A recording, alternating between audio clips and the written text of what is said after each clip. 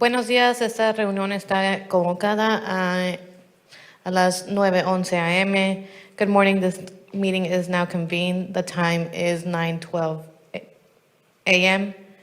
Board members present in the board auditorium are Trustee Baker, Trustee Allen, Trustee Hernandez, Trustee Wade, Trustee Cruz, and Trustee Dygard. I would like everyone to please silence all cell phones.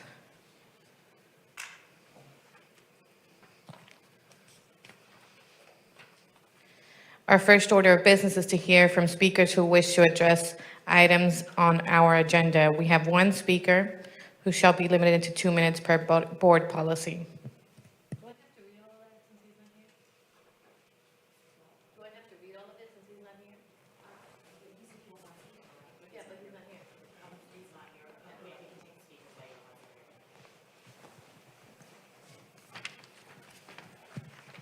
We will continue that later since none of our speakers are here today.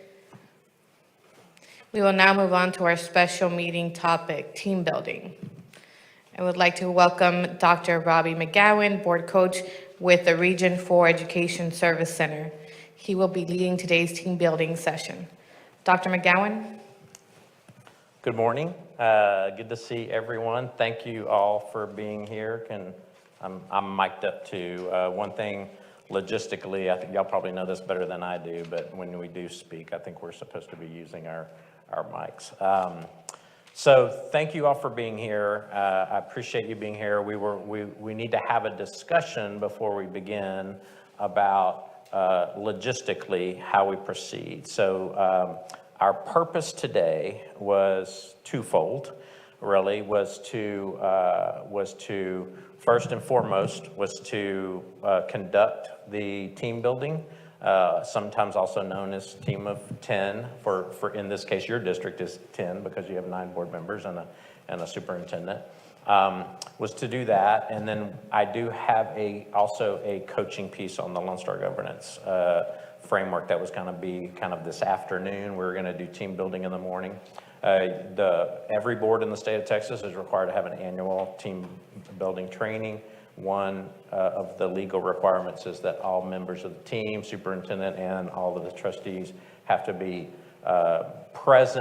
legally present at the meeting. So in other words, either ideally in person, or if they have to attend virtually, we can make those accommodations. So I think the board needs to, I'd love to hear from the board on what your wishes are for our plan for today.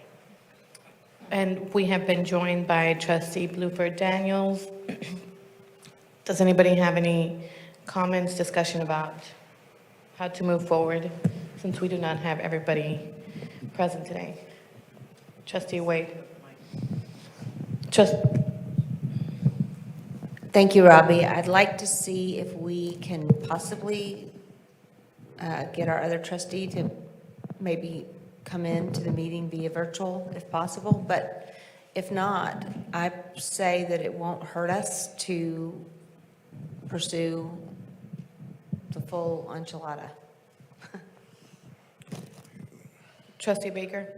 I'd like to make a motion that we postpone this training.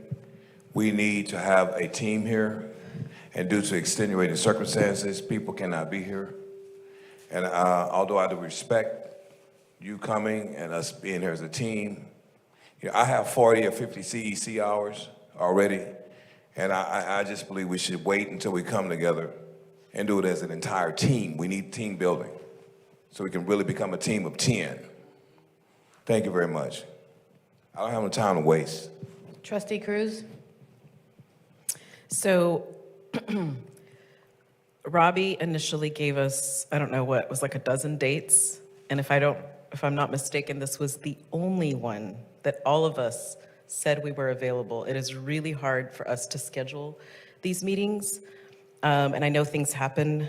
I don't think we ever fulfilled that credit last year. I do think we should try to schedule another one, but I would say let's still proceed. I mean, I took the day off. We are here. I think out of respect for everyone's time. But I don't disagree with you. I feel like we do all need to be here, so we do need to schedule a subsequent time when we can actually get this done.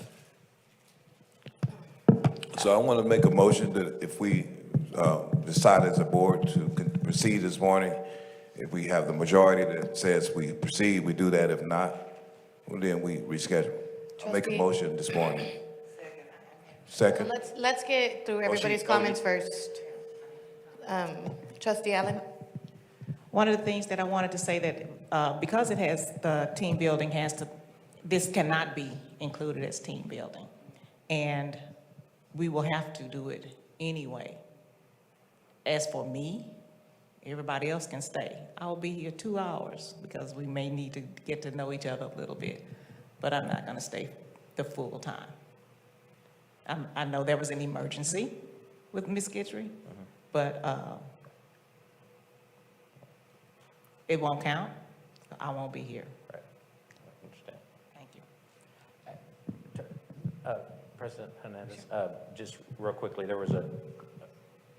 I don't think it's proper for me to address the board's council, probably be for you. I would recommend as your coach, though, that maybe to ask the board council, I'm not sure if a motion Correct. can be made because it's not an action item on the agenda. So, Well, we need to have a discussion whether we're doing it under Robert's rules or not about whether or not you're going to postpone. So you can either do it as a procedural matter and do it as you normally would under Robert's rules, or we need to have a conversation and poll the board as to how many people are in agreement with Trustee Baker or how many people are in agreement to stay for however long that might be. So how would you like to handle? Would you like to handle it as a formal motion, or would you like to handle it just kind of polling to see how many people are in agreement with Trustee Baker, or how many people are in agreement with staying? And then I kind of heard a simulation on that, or a permutation on that, staying, but not for the whole scheduled time. I think we should poll the board, so. Yeah, because I was gonna say, this has to be redone anyway, whether we want to or not, so there's no. Your microphone. This has to be postponed anyway, whether we want to or not, because we don't have 10 people here. Robbie? May I see, right. First and foremost is I am here at your service. So whatever the board, decides this morning, I am here at your service. A couple of things as your coach and the trainer, what I want to give you my opinion on is I don't believe, I would not feel 100% confident going forward with the team building activities, which is basically the morning half of our session today, because we don't have the entire team here. I do have there are some coaching pieces. For instance, I know Bridget Trustee Wick. That's another thing I was going to say. I prefer in these team buildings that we be a little less formal. Are y'all okay with that, with first names this morning? Is that okay Yeah, well, with everybody? before we move forward, though, I hate when y'all keep disrespecting me. I made a motion. It was second. Oh, okay. Y'all switch it to polling. What's it gonna be, man? I mean, we made a motion. It was second. We switched it. I mean, I'm a neutral. I'm not new anymore, but I'm trying to learn how we're gonna flow. A motion was on the table. It was second, and then it was interrupted, and then we switched to polling. What the world is going on here? Come on, man. Question was asked because this team building session is not placed on the agenda as an action item, whether Robert's rules, making motions in seconds, should be used or a more informal method. And I No, but as a opined, trustee, I took it upon myself to make a motion. that you could do it either way. And I asked, what was the will of the board? Do you want to do it by formal motion, which Trustee Baker has a motion on the board, on the floor, or do you want to do it by informal poll? I Right, heard so from when the you board ask- president. You asked one person. Well, what the they board, wanna do. I did. The board president normally is the person who makes decisions regarding how the meeting will flow. That's in your board operating procedures, and that's also in Robert's rules.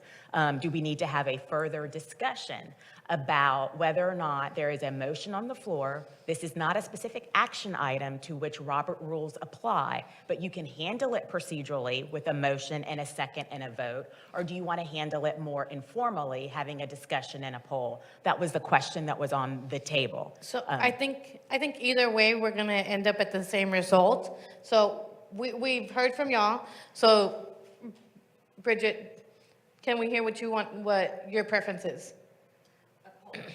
Sorry, to continue today or, yeah. I say continue. Trustee Cruz? Oh, all right, okay. Trustee Dygard? So I'm interested in earning credit hours, right? Saves me from having to travel later.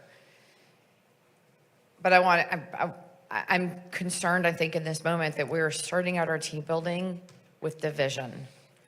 And so my question for you is, I have two questions for you, Robbie. One is, how will we be spending our time today before those of us who might have an interest in staying, stay? And then is there a choice of those of us who are like, yes, I'm interested in doing that work, staying, and those are like, no, I'm good. And they, no judgment, can choose to go spend their day in a different way. Is that an option? So is that an option? Well, the first thing is before I can say I want to stay, what am I going to be spending my time doing? That's a fair question, yeah.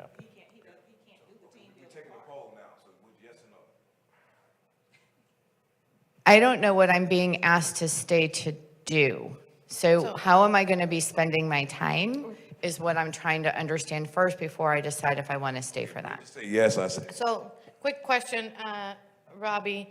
Since the team building part we can't do, since we're not a team in 10 right now, how long will the other part take? We can take, I'm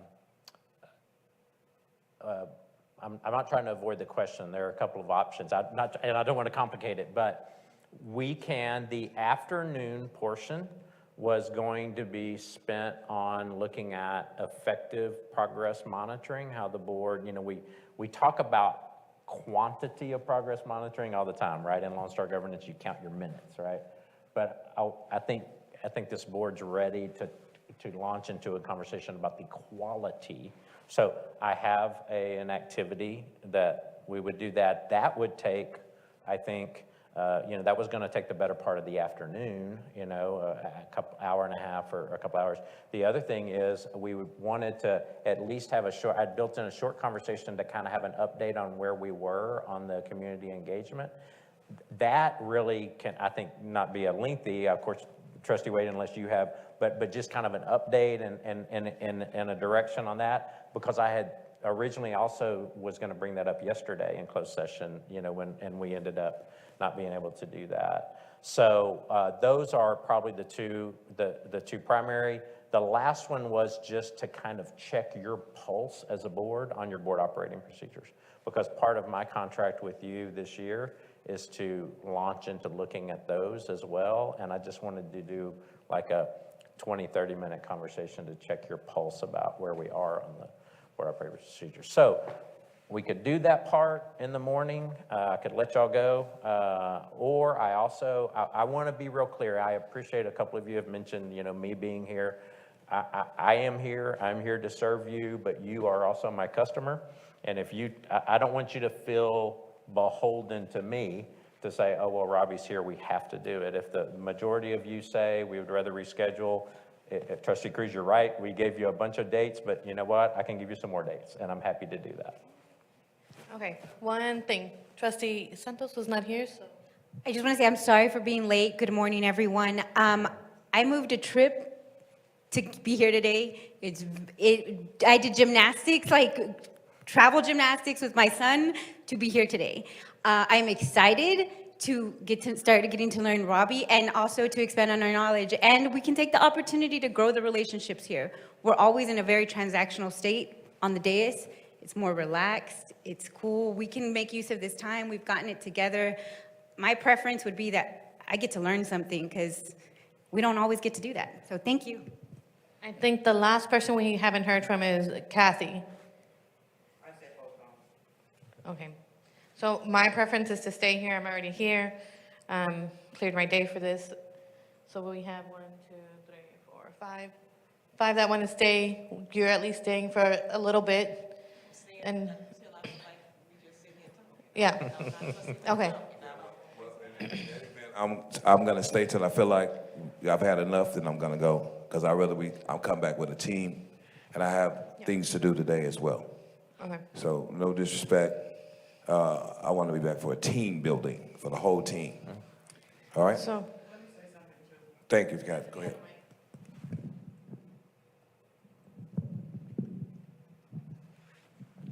Part of being a team is that when one is down, the rest of the team picks that person up or supports that person. The situation right now are extenuating circumstances that Trustee Guidry is not here. I haven't heard anybody say anything about calling to see if she's okay, if everything's okay with her family. That's team. That's team. Offering up support, prayers, maybe even sending a basket, fruit basket or something. That's team. Oftentimes, that's what frustrates me so on the dais. Because a lot of people don't understand the meaning or the concept behind team. It's not IU, it's TEAM. So I want to add that portion. Let me just be a little bit more transparent as well. I'm having a partial health crisis right now myself, so it took the last breath out of me to be here today. And so I will be praying for her, and I ask you to pray for me as well. thank you, Kathy, for that. Myrna did let me know that she was having an emergency. I let her know that I can, if she needed my help, I would be there for her. But we can definitely discuss, sending her something as a team, because we're here. Robbie, do you want to continue? Great, so would y'all like to proceed then? Yes. Okay. Yes. All right. Well, I want to go back because I had one specific question about what the plan was for today. So let me, I think it was Sue, I think you asked it. So let me address that. So this was the original agenda for today. That, as you can see, everything kind of up to lunch would be what I would consider the team building portion.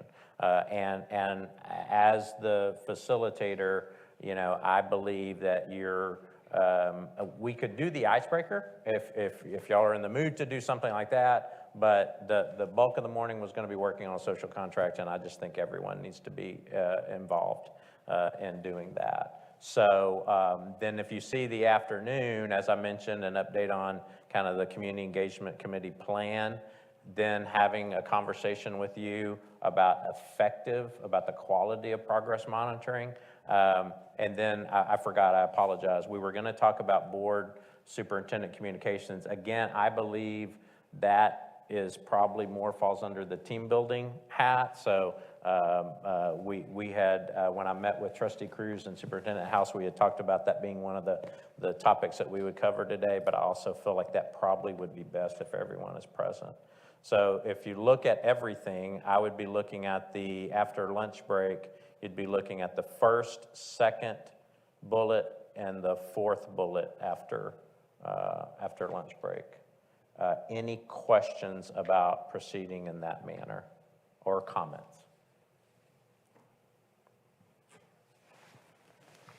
My comment would be maybe we should replace the icebreaker with discussing something that we could do for Trustee Myrna. We have some conversation together as a board, brings us a little bit together.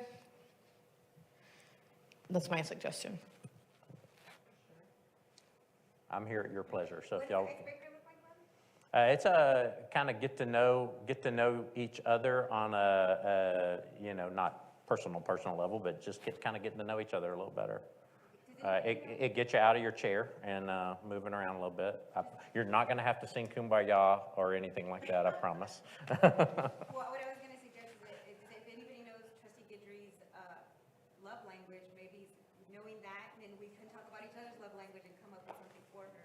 I don't know. I didn't know what your, like, it was a personality. Oh, gotcha. No, it's not that, but again, I am here at your pleasure if y'all would like to, have that part of the conversation, and then I'll kind of kick off into what I was going to do.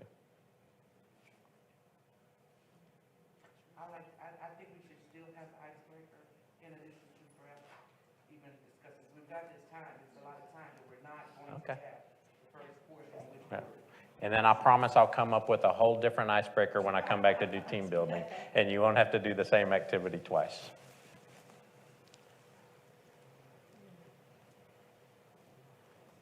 Yeah, I think we can do both. Yeah. And I also want to make sure I'm good with.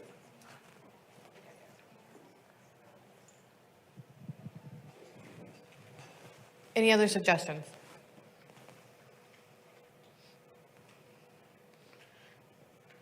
Proceed?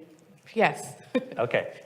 Well, you know what, I want to start with this. I was actually, so I don't know if any of you noticed, because y'all had a lot going on last night, but I actually had the opportunity to be here yesterday for your board meeting. And I do try my best whenever I'm with a group of trustees. Some of you who've been to my other board trainings have probably heard me say this. You've heard other board trainers say this as well. But I do want to start with a word of gratitude and thank you for being here today. You all made a choice. I say that when I talk to board members and say that, I say, you made a choice to be here today. And a lot of times I'll get these looks like I can almost read their minds and they'll say, well, I didn't make a choice. I was told somebody in board services or whatever told me I had to be here. But you got in your car or you did I love that, what was it, trip gymnastics or travel gymnastics? But you're here, and I also respect and understand that life happens, and sometimes people can't. So I want to make sure that I add that as well. But thank you for being here. And I shared this individually with someone this morning, but I'll share it with the team. And of course we're not, and legal counsel would remind me that we're not here to discuss board agenda items from a previous board meeting. But I would imagine that last night was probably not one of those nights where you got in your car after the board meeting and said, yeah, this is why I want to be a board trustee. Y'all did some hard work last night. In fact, I will tell you a little, being totally transparent with you. So I was texting my wife to let her know kind of what my schedule was last night. I wasn't sure how long the meeting was going to last and wasn't sure even how long I was going to be. I knew I for sure wanted to be here for the monitoring, your monitoring part of the meeting. But I texted her, and of course, luckily, we're in a relationship where she's happy when I come home. So, she was, when I told her I was going to be running a little late, and she said, I can't remember her exact response, but, I said, I said, it's running late. I said, but in their defense, they're dealing with some really heavy stuff tonight. And so that just takes time. So I just want you to know that I recognize that. I think as I've met with y'all before, y'all all know that I've never been a school board member before. I've been a superintendent, but I've never been a school board member before. So I've never sat in that chair, but I try my best as a board trainer and a board coach to empathize with the job that you have. And so here we are in Board Appreciation Month, and you guys, had a really tough meeting. And so I just want to acknowledge that. I'm not, I just want to acknowledge that, that this job as a trustee can be hard, sometimes. In fact, you had last night, you had a former trustee who is now in a different elected position, when folks were giving y'all accolades or appreciation for Board Appreciation Month.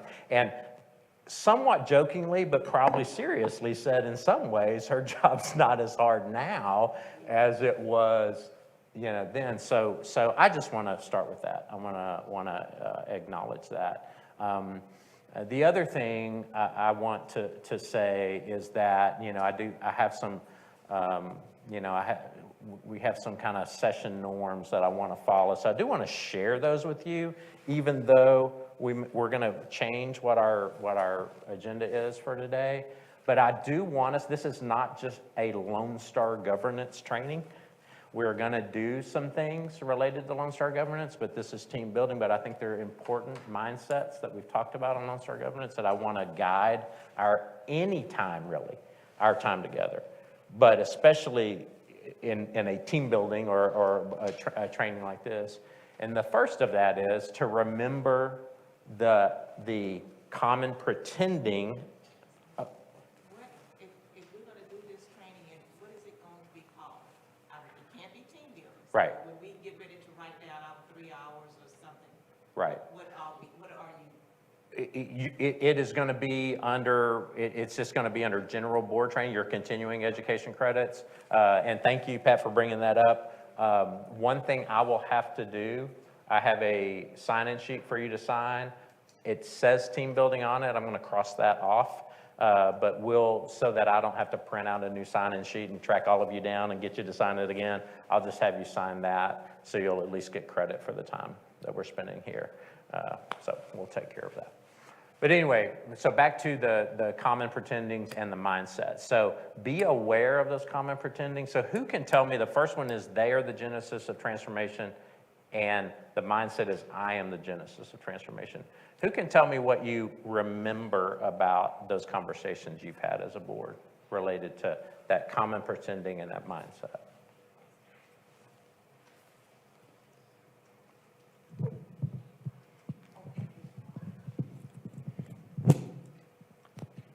As much as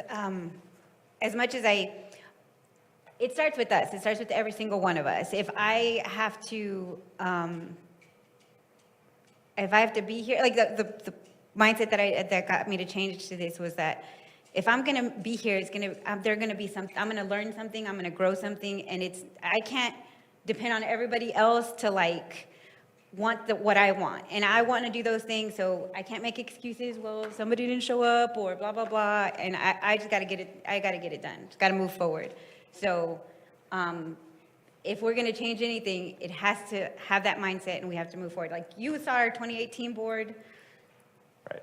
So that's what helped me realize, just move forward and let's just get things done for kids. And if we all can't do it, and then we all can't do it, but I'm going to do it in hopes that everybody else will move forward too. So. Gotcha. Thank you, Elizabeth. Thanks for sharing.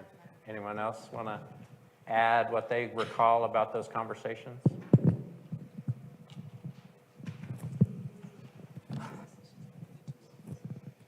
Judith? Sure. It's really easy to blame someone else. Well, when they change, then it's going to be better. Right? But really, the only person I can control is myself. That's it. Gotcha. Yeah. Thank you. Thanks for sharing that, Judith. So what I heard is that I'm going to paraphrase. I heard that I have control over one person in this world, and that's me. And so I am the genesis. That doesn't mean that it doesn't take a team. This is team building. That's always an interesting conversation with Lone Star governance and that kind of traditional team building is like, well, hey, hang on a second. It's about a team. That is true, and I have to focus on my job as the team. So I really like the way both Elizabeth and Judith kind of encapsulated that for us.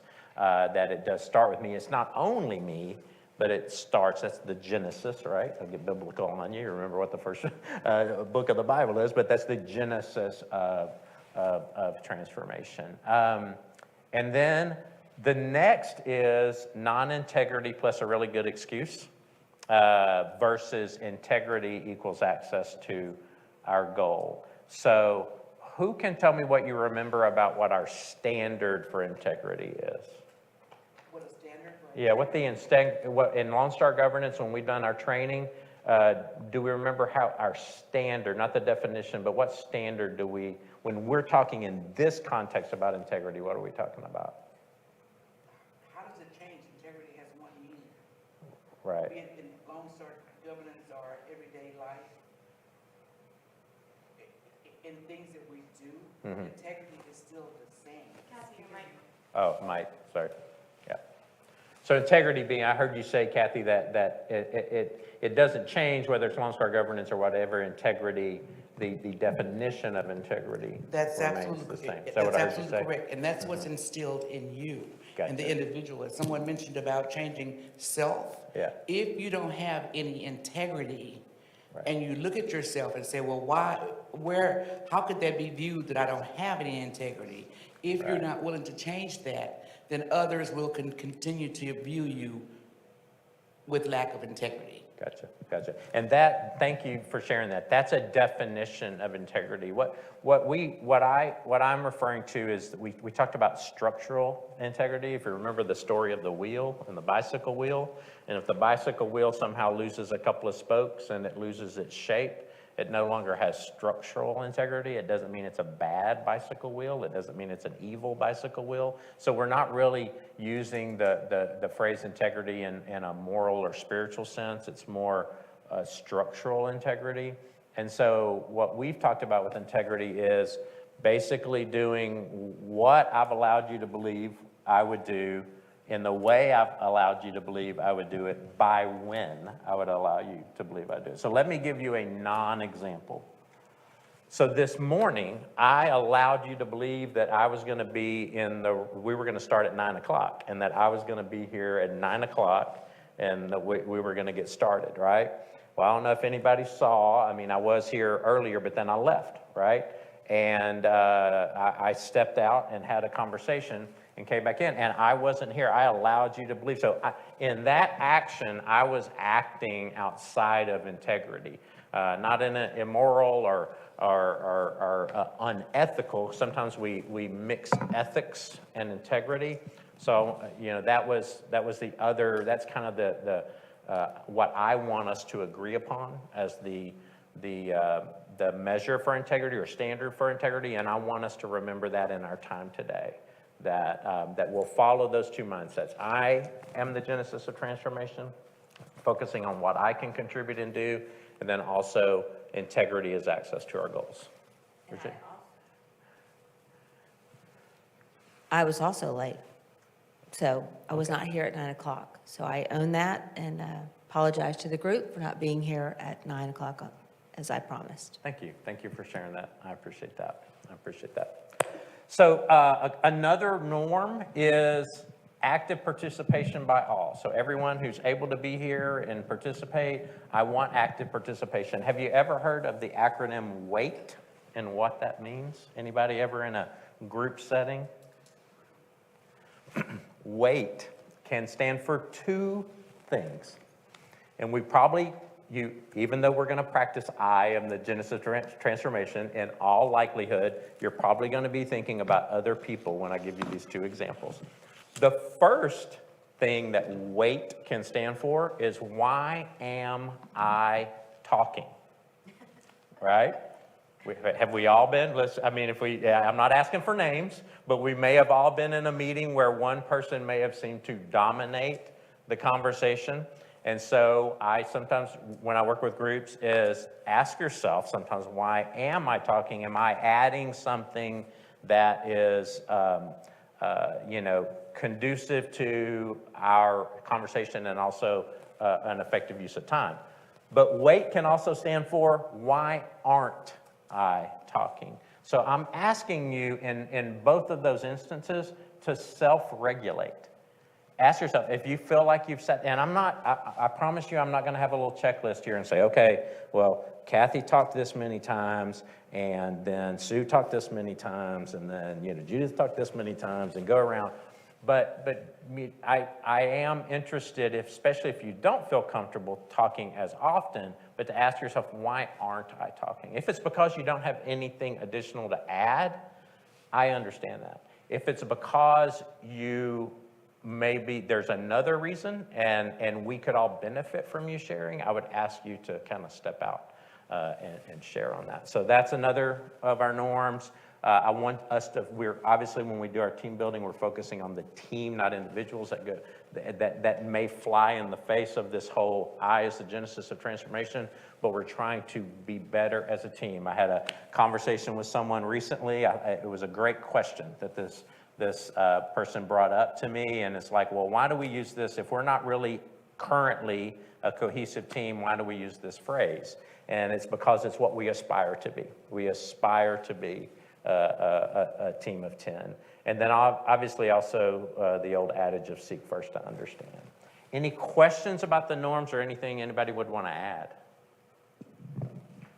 to those. And thank you for that, because it's probably not a secret that I have concern, and I've expressed concern for utilizing Team of 10. Right. I think it's so loosely used. I think that that's an earned accreditation.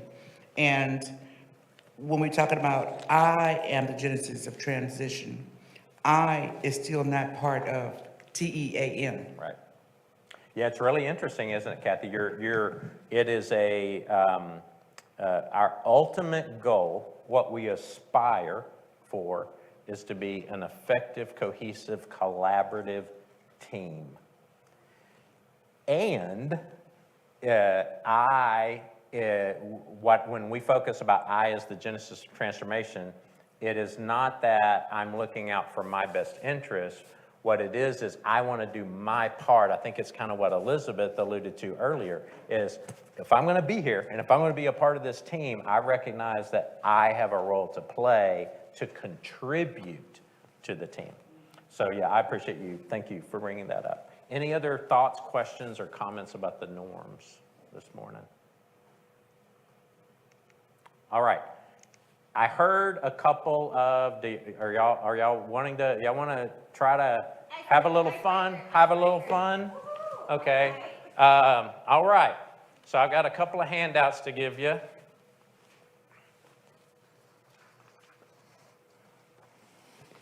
And you have clipboards. Oh, thank you. Thank you. I'm going to hang on to one. You have clipboards that you can use. And then I've also got to give you a Sharpie pen. Thank you, Sylvia, for going, because I think mine are out in my car. But if each of you will take a Sharpie pen. There you are, Sue. Thank you. And don't do anything yet. Oh, thank you. Take a couple here. Oh, got one. Here, and I'm trying to make sure you have, let me give you that thicker one instead of that one. And let me give you that thicker one instead of that one. Oh, you both okay. All right. Bridget? Sorry to keep talking. That's okay. I just wanted to stop and recognize the board staff for organizing this lovely event, for providing food, time, energy, and enthusiasm to create an environment that's supposed to be positive and encouraging. Thank you, board staff, so much. That is right. All right. Did everyone get their handout? Nope. Hang on. I left one. Oh, yeah. Everybody we should have an extra one. That's right. Okay. So here are the instructions. First of all, most importantly, do not write your name on this anywhere. What you are going to do is there are 4 prompts on here that you are going to respond to with the Sharpie. The purpose of the Sharpie is I want everyone to use as close to as possible of the same pen, so you can't guess, well, I saw so-and-so was using a red pen, right? So you are going to answer or respond to each of these 4 prompts.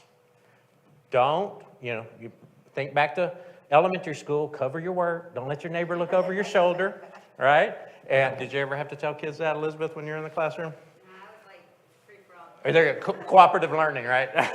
But here's what I want you to do. When it is gray, when the font on the prompt is gray, you just write right over the top of it. That's why I put it in gray. So, for instance, up at the top, the top left-hand corner where it says favorite school subject, you write what your favorite subject was in school. That can be elementary school, high school, college, whatever. But when you were a student, what was your favorite content area or subject?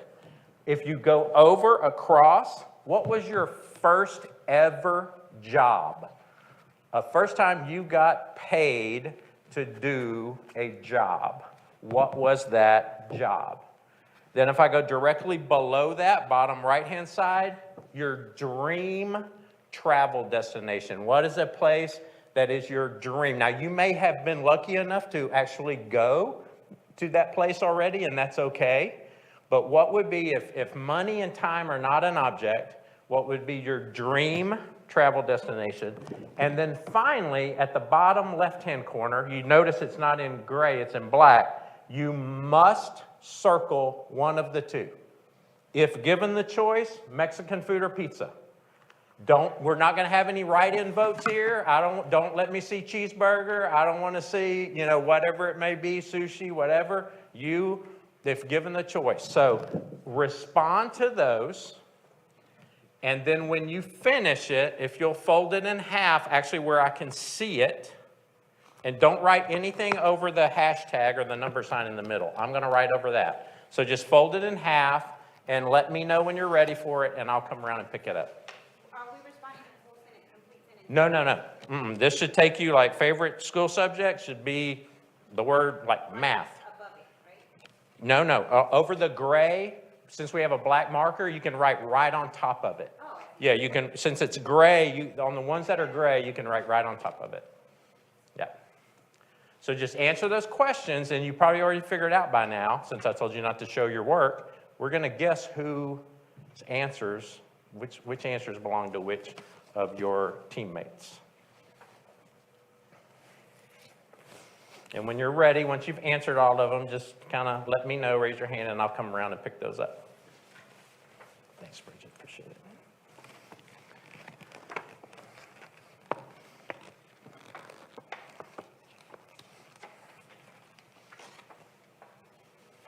Thank you, Kathy.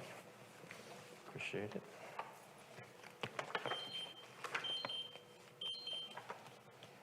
Got it? Oop.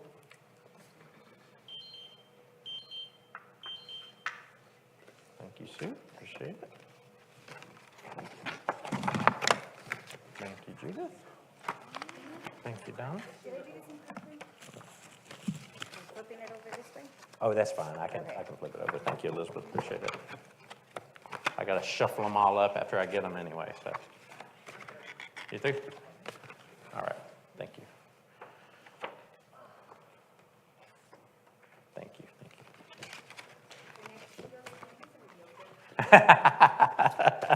I need some right now, I tell you. My legs are tight. That is true. That is true.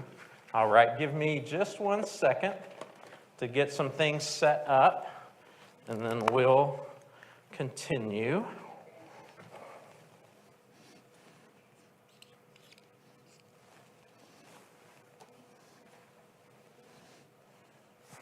Oh, where did Mr. House? Oh, no, okay. Okay, well. Life gives you plenty of emergencies. Opportunities for emergencies.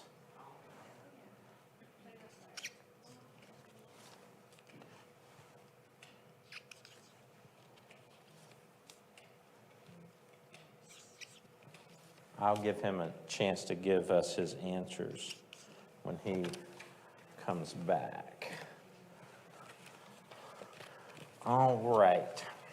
Give me just another minute to get set up here.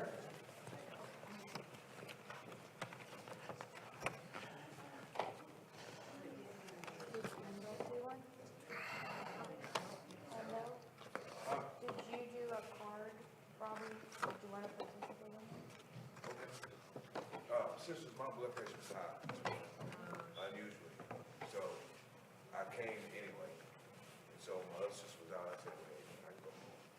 So that's my issue. Is it? It went down, Okay. and I went to my doctor called. Yeah, do what you gotta I do. just didn't want you to miss this if you do want to participate. I just want y'all to know the truth. Just write in here what's your favorite one. What your answers would be. What was your, and you can write right over the top of the gray ones and then circle. Let me give you I a got one. Sharpie. Okay, sure. Yeah, we're using the Sharpie. Here you go. Yeah, any of those.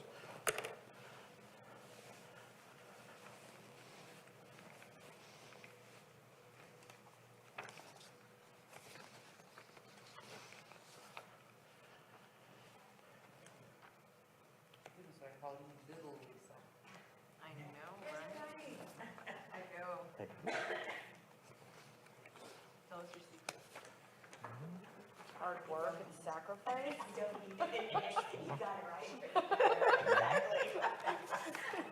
There's really no secret. I know, right? Like, I don't know if I want that. Exactly.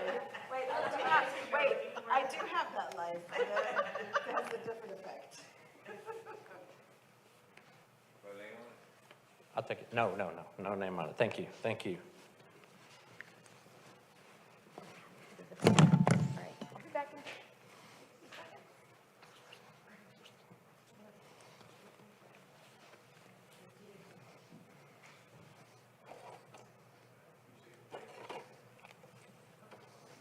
All right, so I have given you a sheet of paper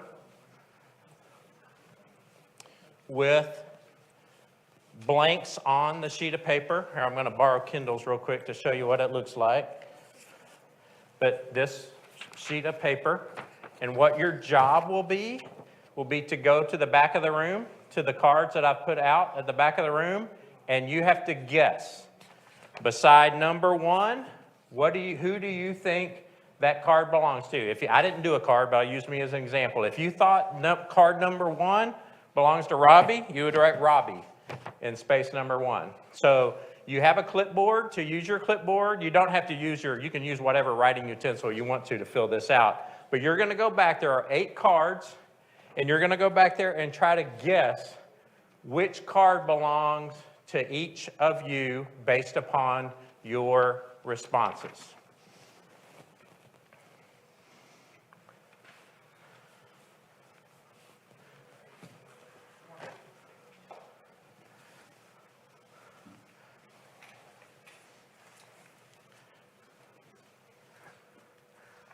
You're moving like I am this morning.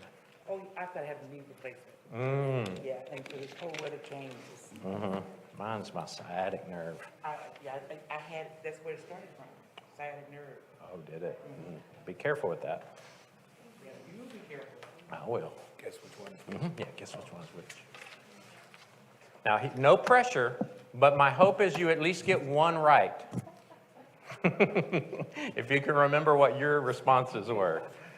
So I don't know if you heard the instructions too, but yeah, you're going to guess. So on this little roster here, like you would look at card number 1 and say, oh, I think that card belongs to Robbie. I didn't do a card, but just say you would put my name there. Yeah. So where were you going to go? What was your trip going to be? Oh, San Francisco. Oh, no. It's okay, it's not a big deal. Have you done before? Oh, yeah. No, it was, it's my best friend's 40th, and so Oh we my were, gosh, that sounds like fun. yeah. It's okay, we're making up for it, though, we're going to, Oh, are you? yeah, we're going to France or Spain, I can't remember. Oh, that'd be nice. Okay. It's like, okay, I will wait. Oh, it's a single page, and I may have skipped you. Let me get you one. Here you go. I probably skipped you. Yeah, it's just that one right there. Yeah.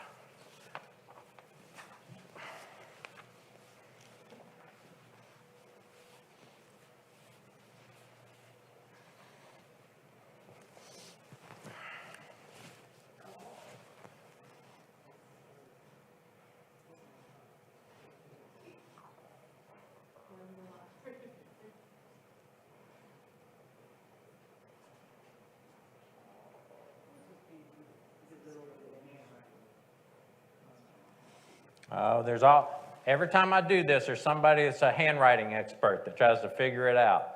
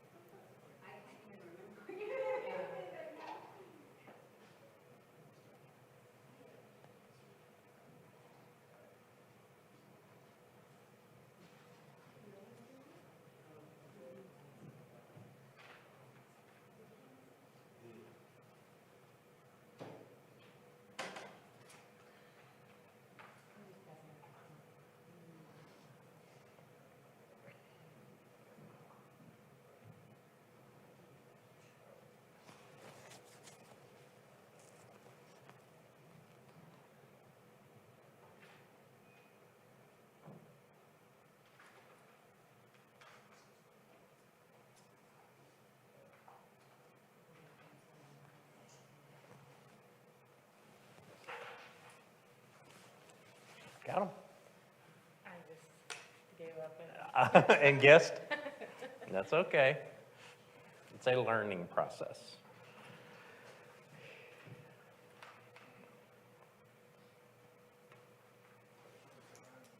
I was like, how am I going to get one of these right? And then I'm like, oh. Yeah, that's what I use. I'm like, okay, I hope the baseline expectation is at least one. Although there's a, depends on how your memory is. There's a few minutes in between writing it down. The right front of the person who's looking at the aisle, at the product. I'll wait. No, no, I have it's trouble more than seeing, just but that I'll one. wait. I'll wait till you're done. Oh, am I in your way here? You can go there. No, so you went and got in front of several of them. I'll wait. I have trouble seeing. Are you looking at number 4? I'll Wanna look wait. together? We can share.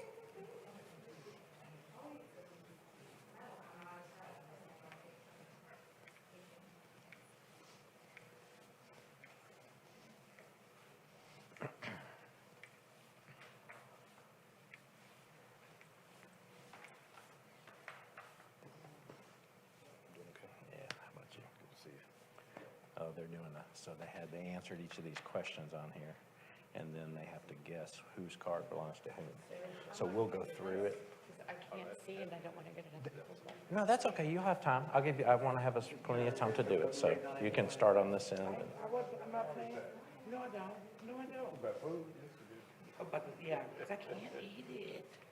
So you like Coke and Tom?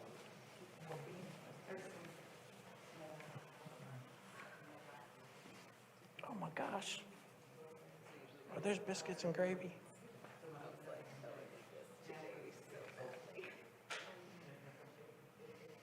That's biscuits and gravy I see over there. Did you eat? I ate my banana. Oh, believe me, I would love to, but I am trying to atone for my dietary sins of the holidays. Right. So, yeah, biscuits and gravy are that's for me, that's,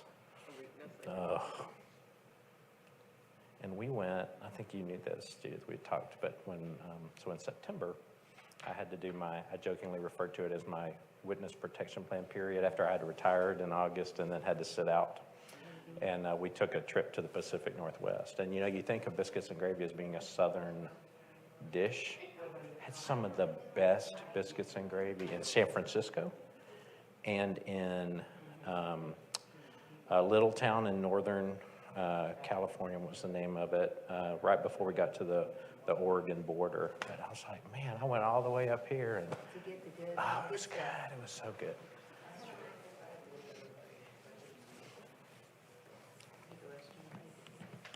What's that? Oh. Oh, and that's a good reminder. I should tell folks that y'all don't have to wait on me to give official breaks. If y'all need to take a health break and take care of yourself, I want you to do that.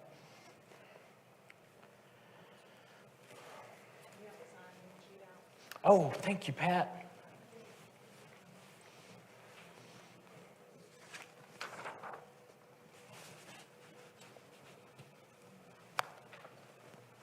So I'm marking out the word team building and just putting board training on here. And all you have to do is initial out to the left of your name. I don't even need the full signature, just initial. Mr. House, you get credit for being here too, so you can initial on the sign-in sheet.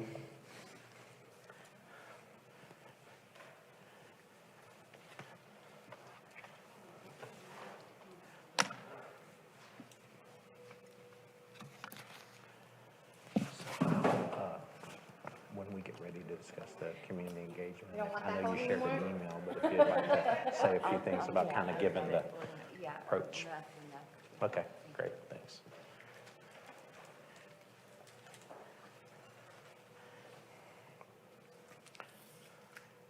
Now, this is not the purpose of this exercise, but when I do this exercise, I've done this with a few other boards, it also is an interesting, I'm not sure if it's sociological or psychological study in competitiveness, right? Of how competitive people are. Uh-oh, okay, all right. Has everyone had a chance to write down their guesses? Okay. Yes, ma'am. I don't know if I need to sit in the mic or I not. think you're supposed to. I don't want to, we'll keep us, Let me just say something. People get offended by so much.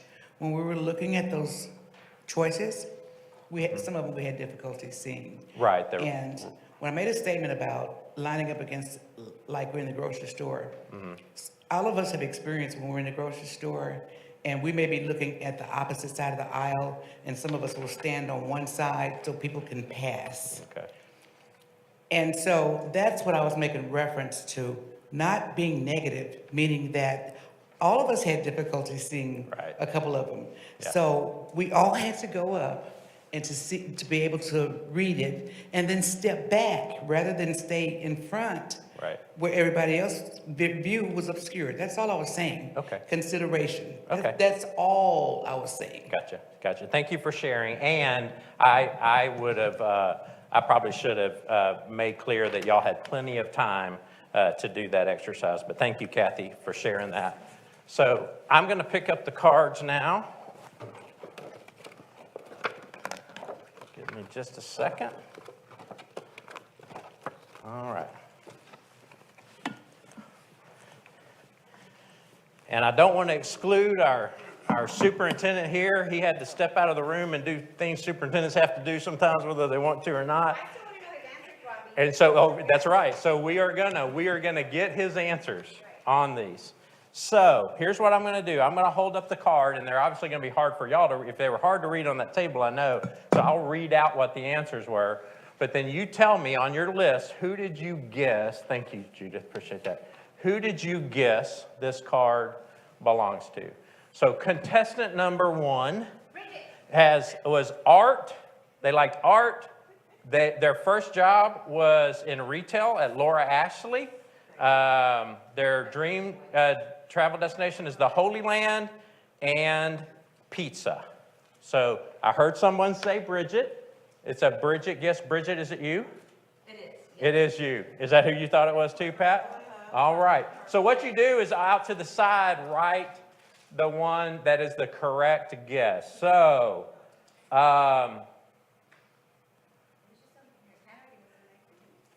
do you let me ask you this? So, what was it about art that made it your favorite school subject? Because that was about the only thing that I was very successful in. Gotcha. So that success made you feel comfortable. Gotcha. Okay.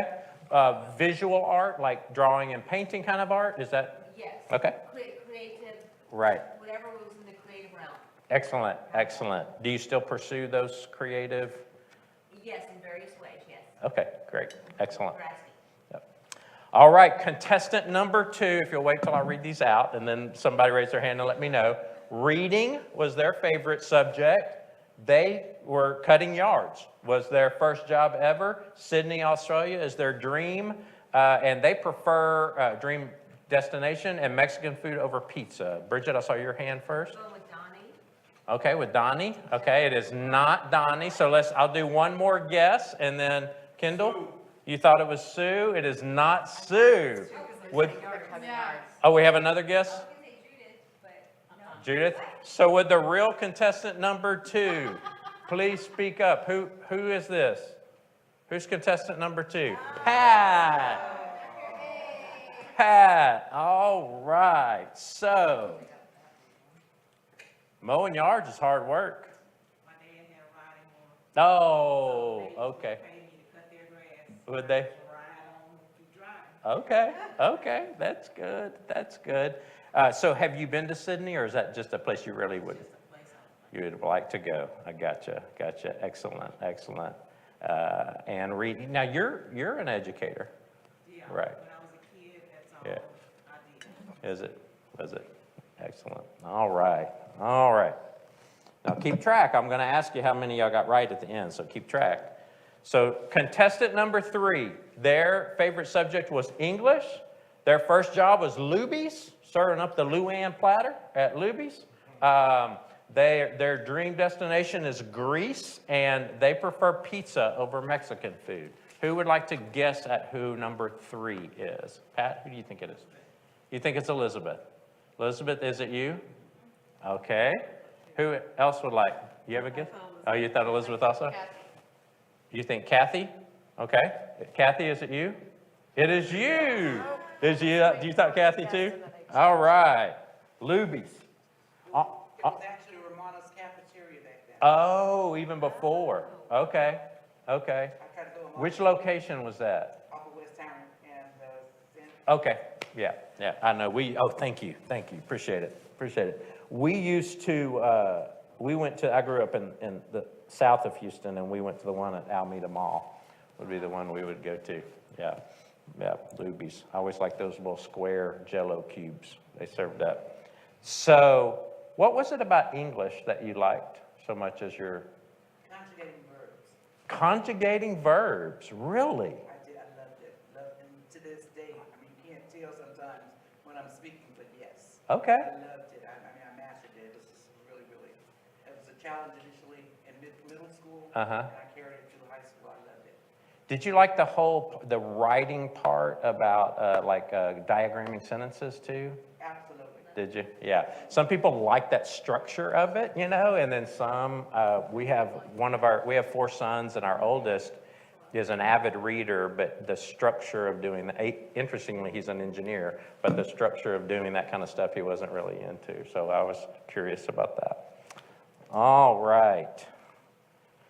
So, number 4, their favorite subject was math. Their first job was a telemarketer. Their dream destination is I can relate to y'all, that is hard to read, Samoa, and they prefer Mexican food over pizza. Who would this person be? Who wants to venture a guess? Sue, who do you think is Donnie? Donnie, is it you? I see that smile. Is that who you thought it was too, Kendall? I saw your hand. Oh, you're not going to tell? Okay. Oh, that's okay. That's okay. This is a learning exercise. No, we're supposed to write. Your favorite subject was math? Yeah. Okay. Hated English. So when you taught, what subject area did you? Math. You taught math. Okay. Okay. Yeah, math and, and ESL, but Okay. math. Awesome. So what did you market when you were a telemarketer? It was like a bank company. I don't Okay. know, it was my first, once I graduated between college and high school and college. Gotcha.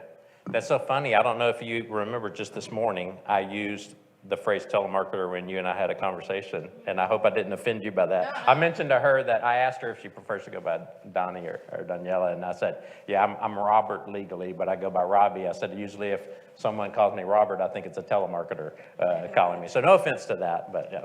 All right. Where's your favorite Mexican food spot? My mom's house. Oh, your mom's house. Okay. Since I can't just go up to your mom's house and have dinner unless you invite me, where is your favorite, if I could go and eat Mexican food, where would be it? There's a place called Del Sol on Park Place, 45 Park Place. Uh-huh. Okay. Del Sol is good. Good and cheap, I is it? volunteer your mom's house for breaking bread before our next team building. That's right. Oh, moms love to feed people, right?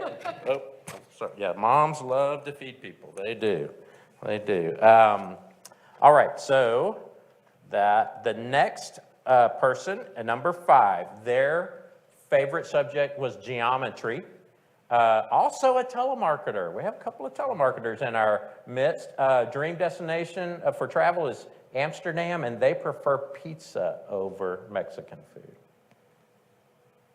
Who would like to venture a guess? Okay. Kendall, I had a Kendall guess. Kendall, sir, is it you? Is this you? No, sir. Okay. Bridget, who do you think it is? Sue? All right. So who is my geometry Amsterdam? It has to be Elizabeth.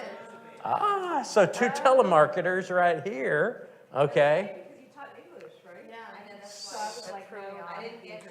Right. I knew you taught English. You and I have a mutual friend, Ann Douglas, who had told me that, that you were a very good English teacher. But geometry, so that would have thrown me off. So Amsterdam is a dream, or have you been? I've been. You have been? Okay. And would you go back? Heck yeah. Really? It's incredible. Is it? Beautiful, yes. Absolutely. The art there, the canals, the Anne Frank house, That's awesome. Now, I assume, this is dangerous, but I assume you're much younger than I am, Elizabeth. Back when I was taking geometry, we still did proofs.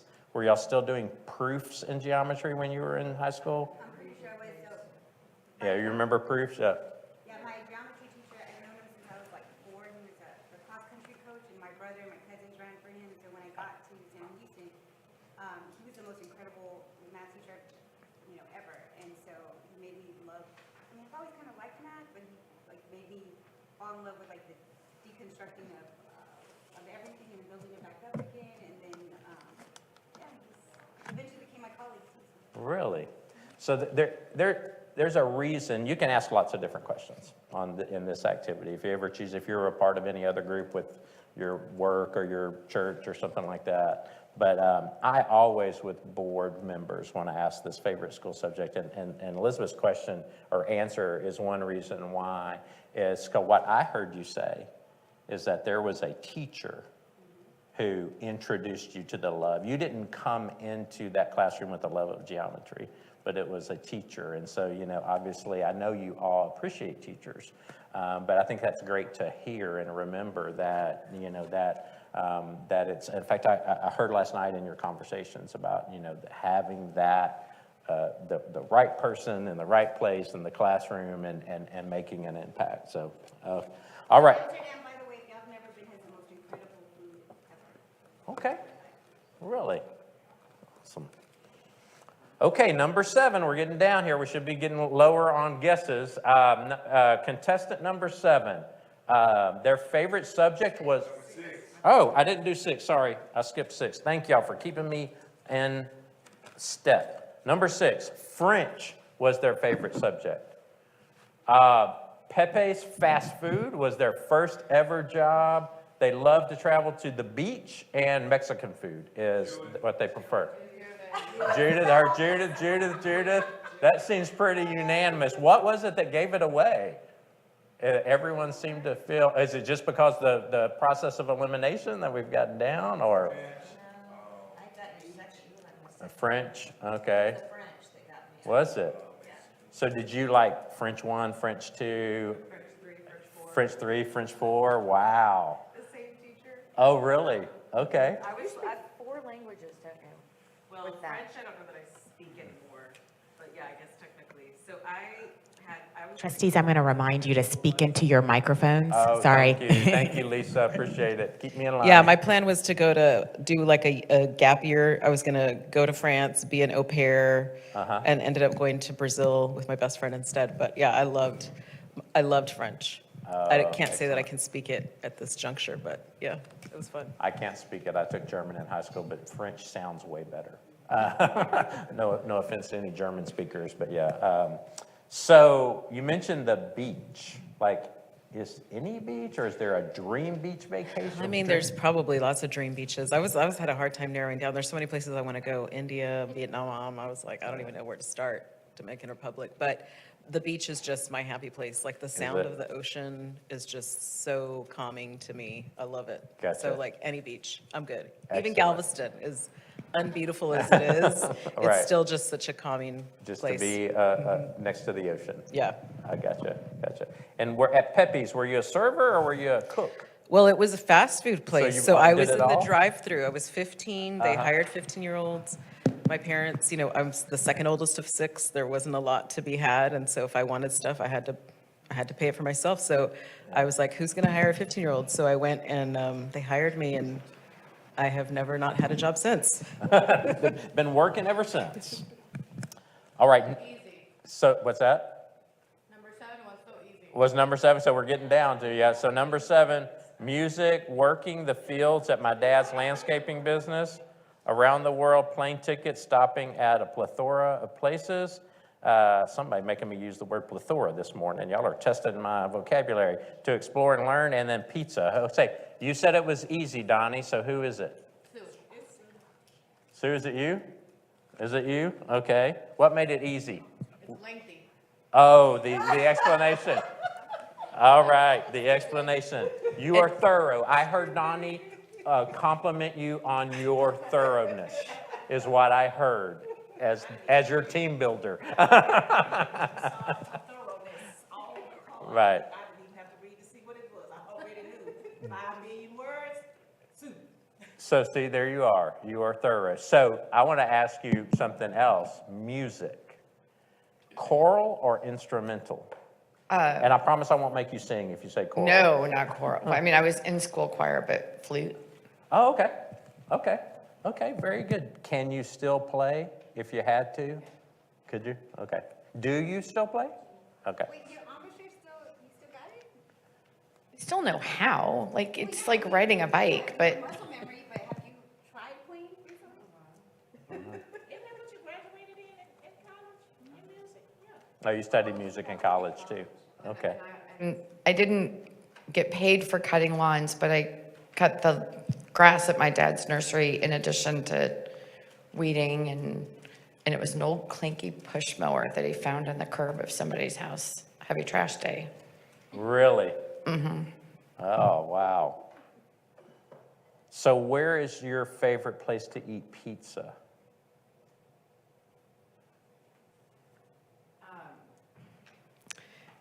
Lots of different places outside of Chicago, like this Do you like that super Chicago's- thin that's cut in squares with the big chunks of Italian sausage. Gotcha. Okay. Sue, of course, I've known Sue for a few years from first time working with the district, so I've known Sue for a while, and we will just agree to disagree on square cut versus pie cut on pizza. We can all, that's example that we can all disagree on something, and I've gotten more free pizzas from Domino's because I like thin, and their default is to square cut the thin pizza. And I will always put on the app, I want it pie cut, and they forget, I get it, you know, they're 15-year-old kids, right, working and all I have to do is file the little, you know, and they'll give me a free pizza. All right, number 8, English was a plumber, wants to go to Paris, France, or dream vacations, Paris, France, and Mexican food over pizza. Kendall, all right. Kendall, that was you, right, because we're getting down to I the think end. so. Yeah, so in English, tell me, did you prefer one more than the other, reading No, or writing? I became recognized in 11th to 12th grade, high school. I came out of my shyness of not liking to talk a lot, you know, and then I began to master sentence structures, and all that, and then moving on into college, English 1301 and 1302, I made an A+ in most of my assignments. Right. Writing, you know, essays, English structure. I've started on a couple of books. Oh, okay. Got to finish them. Go. I'm in the process of. I've heard that that's the hardest part about being an author. Is I'm not the getting starting, closer and but the closer. finishing. But my love for English also played into my loving broadcasting and, you know, Gotcha. radio DJ, and thank you for calling and all that good stuff, on and on But and you on. got the voice for it too. So let's just acknowledge that too. So, yeah, the so voice once- doesn't hurt. Once a couple of teachers told me, "Hey, you're doing good in English. You're doing great." From 11th, 12th grade, I began to say, "Okay, well, Right. I I like think to we sing." heard that earlier. Someone was sharing that they felt comfortable with it. It was something that it was Bridget talking about reasons she liked art. Right. It's sometimes just once you start having success in it, then you have some affinity for it too. So you were a plumber. I was. I was a journeyman plumber, you know, Yeah. 10th grade.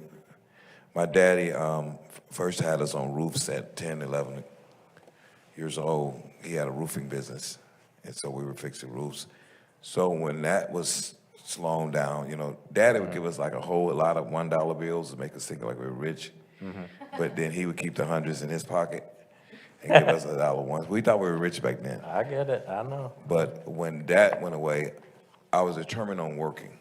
And so I found a job with Willis Plumbing Company, right over in 5th Ward. Yeah, Okay. Mr. Willis. Well, next time we have a freeze They're my and friends. people's pipes are busting, you may want to keep that a secret from your neighbors, or they'll be coming over to you and saying, "Hey, They've I been need help." Plumbers were hard to find about 3 years ago when we had that bad I stayed at a journeyman level. I never did become a master. Gotcha. I just decided to go another route. Yeah. But Willis gave me an opportunity. Good skill. Good We skill to we have. went under houses, and we had to dig a hole to go into houses. And I'm kind of have a little phobia. So when you dig a hole to go into one of those houses, it'll still just kind of get scary. But we did it. Yeah, I'm with you. I don't know that I could do that either. Yeah. So let's do that. Before I ask you how many you got right, as I said, Mr. House said that Millard has to step out for a second, but he gave me his answers. So I think the way I'm going to do this is I'm going to ask y'all to guess. Take a couple of guesses at maybe what his answers were. So who wants to guess at what they think Millard's favorite school subject was? Okay, athletics is not athletics. It is not English. Anybody else? I'll give you one more guess. History. Nope. His favorite subject was science. Yeah, and he's talking right now, but we'll give him a chance to tell us why. I know first job's gonna be hard to guess. So let me ask you this. Do you think he's a pizza guy or a Mexican food guy? So I hear Mexican food. How many say? Raise your hand if you think he is a Mexican food guy. 1, 2, and then pizza? 1, 2, 3, 4. Okay, the majority are correct. He's a pizza guy. We're guessing over here at your answers, Millard. So I was asking them to see, since you didn't have a chance to participate, they did not get your favorite school subject right. We had three. I gave them 3 choices. They guessed athletics, English, and or history. I think was one I heard. So you said science. Yep. So what was there a particular area of science that you liked better? Across the board, I did AP coursework in science, marine by AP, marine biology, love science, I love absolutes. There you go. I think that's as simple as I can make it. Right. Yeah, I can relate to that. The more concrete nature of science, right? The more concrete nature of science as opposed to Correct. Yeah, I would have answered math, and I always preferred that because I kind of felt like when I turned in a math problem, I felt I had a better idea of whether I got it right or not, as opposed to if I turned in like an essay, right? Yep. Yeah. So and then the majority of them got it right when we found out you're a pizza guy. Yep. Instead of deep dish or thin crust.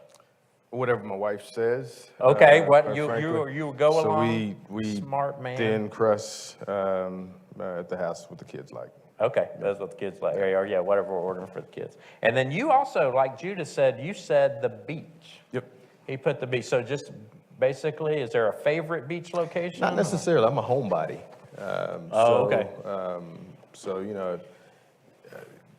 we enjoyed Hilton Head. We had a place in that area for a while, small place, so we would get down to the East Coast probably every month to spend some time on the beach.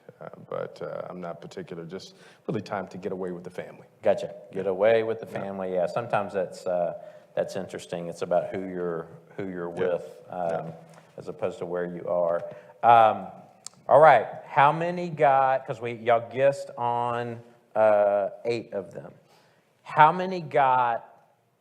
Raise your hand if you got 6 or more correct. 1, 2. Okay. Put your hands down. Maybe I should have started at the bottom. How many of you got at least 3 correct? Including yourself? Yeah. That was, remember I said my expectation is, okay. So here's the deal. I know, like I said earlier, sometimes I can gauge people's competitiveness about this, but I purposefully introduced this. I didn't want to inject competitiveness in this. There are 2 purposes I did this. This isn't just a kill time, feel good activity. I do want you to learn something about your teammates. So hopefully you all learned something maybe that you didn't know about a teammate. The second thing is, I do think this is important in being part of a team, is to know each other, to know the person. Teammates don't have to be friends, right? We're not talking about this being a buddy-buddy relationship, but I do think it's important for team members to know the person with whom they are a teammate. Because when you guys are sitting up there, you're making decisions about lots of different topics where you have varying opinions and experiences, right? And you're going to have different opinions, you're going to have different outlooks, and you're going to vote differently. And you share something in common with each and every one of your teammates. Whether it's something that may seem as trivial as, yeah, I like my pizza cut in squares or as opposed to pie shape, or I like the beach, or hey, you know, math was my favorite school subject. You do share something in common. So I wanted you, if you didn't capture anything else in that activity, I wanted you to capture that. All right. Oh, I thought you had your hand up. All right. Are we doing, how about let's take a quick break because we've been going at this for about an hour and a half. So can we take a...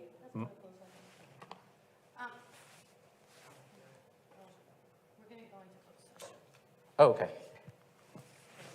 Okay. I can leave. Yeah, and I'm happy to leave if y'all need me to. Let's make sure the camera's off. Oh, gotcha. The board will now adjourn to closed session under Chapter 551 of the Texas Government Code, Open Meetings Act, subsections 551.004, 551.071, 551.072, 551.073, 551.074, 551.076, 551.082, 551.082, 551.083, 551.084, and 551.089. Should board final action, vote, or decision on any matter considered in closed session be required, such final action, vote, or decision shall be taken at the open meeting covered by this notice upon the reconvening of this public meeting or at a subsequent public meeting of the board upon notice thereof. The board has adjourned to closed session at 10:34 a.m.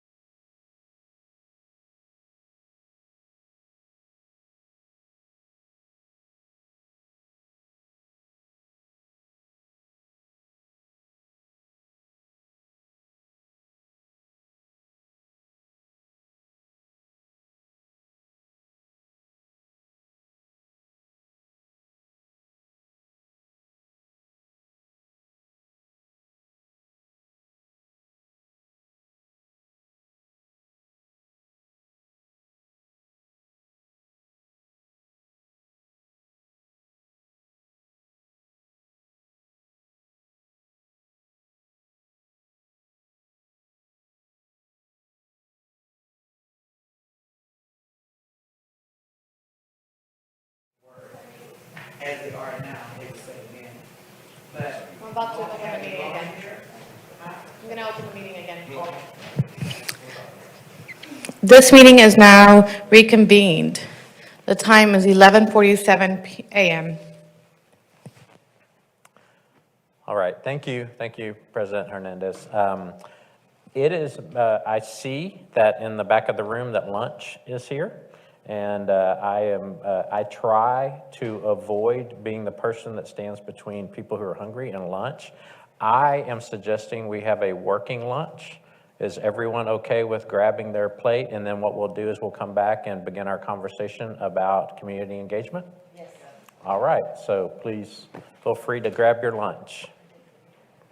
And I'm not sure how y'all, I guess, eat on your laps. Is that how y'all do it? Or do you want me to grab some tables and bring them in? Are y'all fine with that? Okay. Like I do at the house. Is that how? Okay.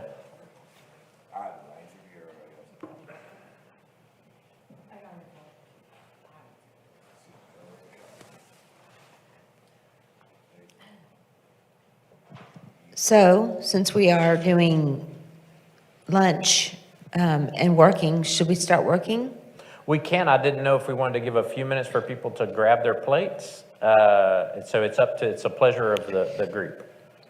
Or do you want to listen? Can you listen? Can folks listen can we start the conversation while we're grabbing our food? What would you like to do? I'm okay with it. I mean, I think people's attention is, they can decide. Bridget, whatever you're comfortable. Okay. I'll honor your, whatever you. So I hear you say you're comfortable with folks still getting their food while we start the conversation? Absolutely. Okay, great. Okay.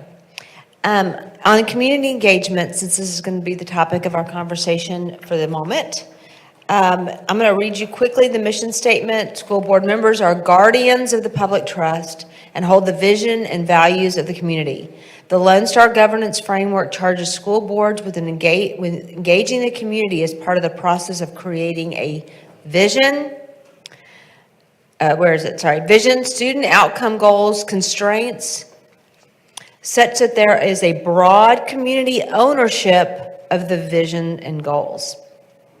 The HISD board made it a priority to engage with parents, students, teachers, and stakeholders around our governance priorities and approved this as part of the strategic governance plan in December of 2020. The Ad Hoc Community Engagement Committee, Trustees Dygard, Trustee Hernandez, and Trustee Wade, is charged with reviewing this ad hoc committee in 2022, now 2023, after a pause due to COVID-19. The committee has met twice in May and June of 2022 and present the full board for its approval in the August 2022 board meeting. This purpose for the agenda item is to seek discussion and approval of the community engagement plan for the Houston Independent School District Board of Education for the 2020, now 2023 calendar year. Okay, basically in the structure and time frame, the idea, as y'all know, we would have 3 teams of community engagement, or just community engagement teams. And those teams would go to their respective community, each community members one time. So, like our committee has already made plans for the dates and the schools that we will be attending, and board services already made those arrangements with those principals to meet at their schools on those dates. And they are getting back to us with those dates that we are assigned to which school. The point of the meeting is to go to the community, explain what we do as trustees, our roles, and what we're here to listen to the community about.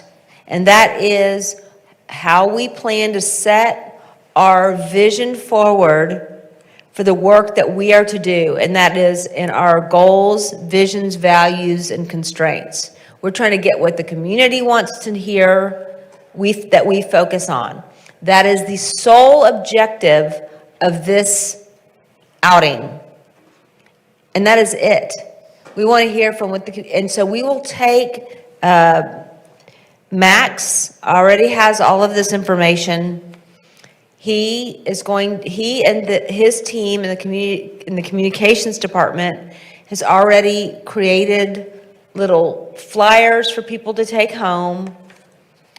Our plans for what our roles will be, when we have the conversation with the public, we'll have a script that each trustee will take a part of that script and communicate that to the public.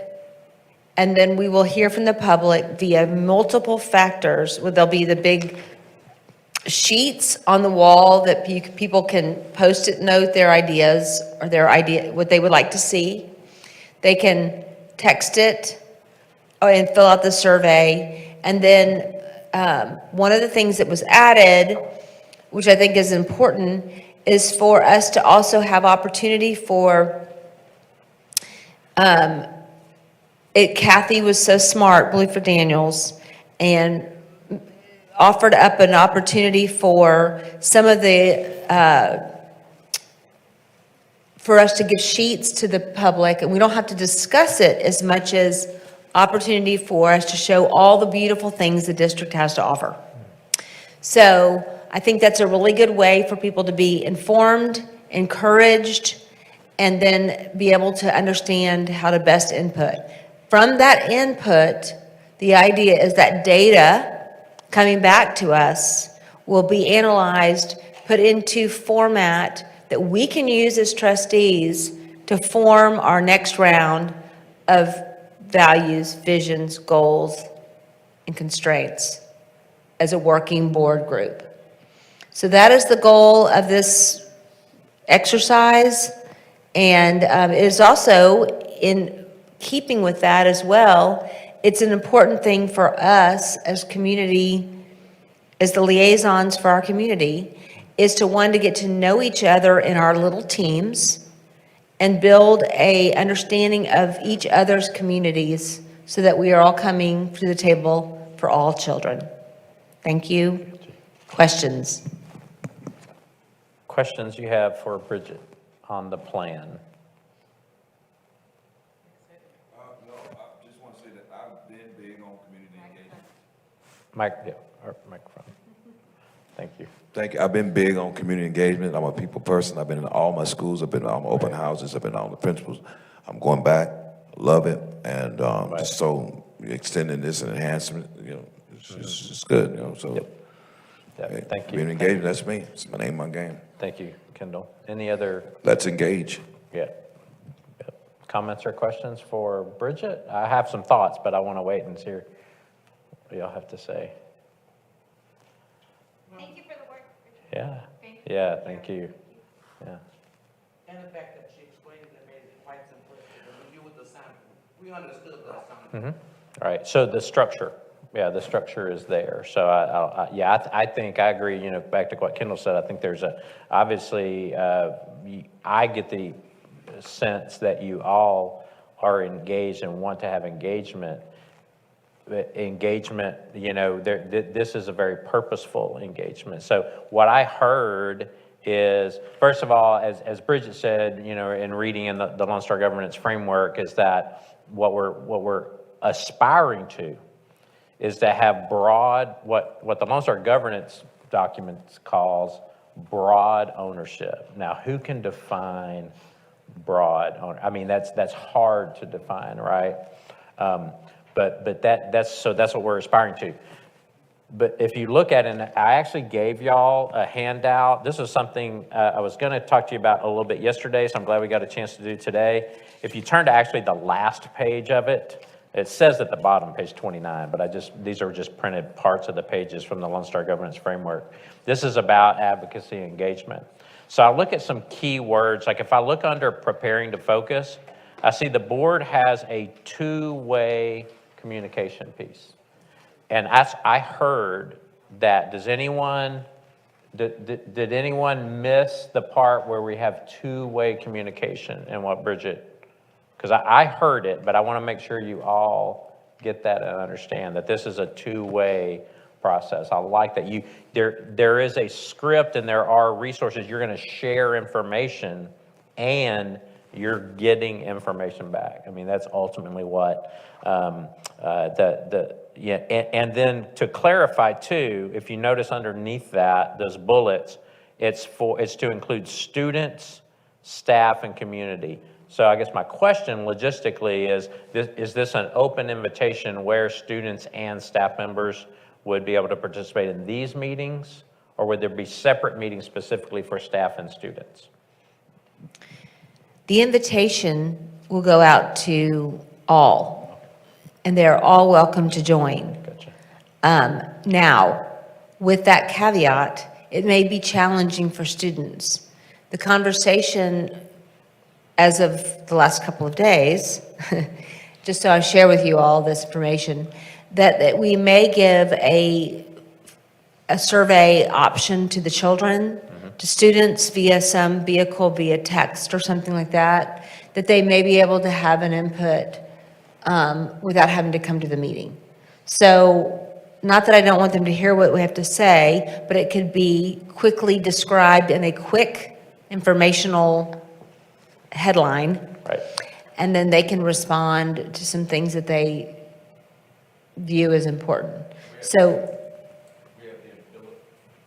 We do have the ability as well through a couple different venues of surveys, one with a text message, I think it's the POSIP, and then we have a traditional survey that can go out via email if we're looking to kind of get stretch opportunities for additional feedback, whether that's with the adults or the children. Excellent. Excellent. Okay, Judith and then Elizabeth. Okay, so could an option be for the 3 different meetings per group, for one of those meetings to be a student-specific meeting if that group decided? I'm thinking of like a Zoom during the school day. Obviously, Mr. House, this would be something that you would have to think through as well, because that could impact. But I would just love to have a space where students can really share. I mean, we represent them and they're part of the community as well. So just throwing that out there as a possibility. Elizabeth? So in the past, I've had like my teacher advisory committee meeting first, and then I would have open it up to the public meeting. I like your idea, Judith, with like a student-specific meeting, that the tone changes with our students when we're in the room. And like, even if it's like, I met with student council at some of my elementary schools, some of my middle schools, and some high schools, even from just elementary, middle, and high, that tone changes in each one of those rooms that you're in. What do you recommend, Robbie? I mean, So I think there's value in doing something student-specific. Here's my concern. I think there's because we talked about structure. My concern would be you have 3 groups, right? You have 3 groups, your 3 trustees and 3 groups. My concern would be, oh, well, one group did a student-only meeting and the other 2 did not. And I don't want there to be this, oh, well, okay, so they didn't want to hear from the students in this. So my encouragement to you, again, because I can't direct y'all. If I was directing you, my direction you would be select something that has some continuity across all 3 groups. would it be a problem if we had like a central location? And I would have, this is a question is directly to our superintendent, like during lunchtime or something, we can have a meeting and bring students to Del Mar, or just a central location where they can meet their trustees, and during the day, if everybody would be agreeable to that.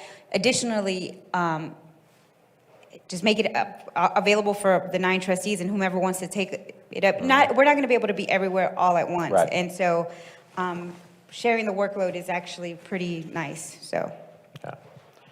Yeah, I would encourage you, because I think, and I'm not sure exactly if this is what you're saying, Bridget, but I think you had mentioned that maybe it may not be the students may not feel, right, if we, just this open meeting where it's all adults, you may not get as specific feedback. So I think having something targeted specifically for students would be good, whether you choose to utilize technology to do that in a less personal, more efficient, or not efficient, more expedient way, or if you want to do something more touch, personal, where you're actually together. But that doesn't suffice for the,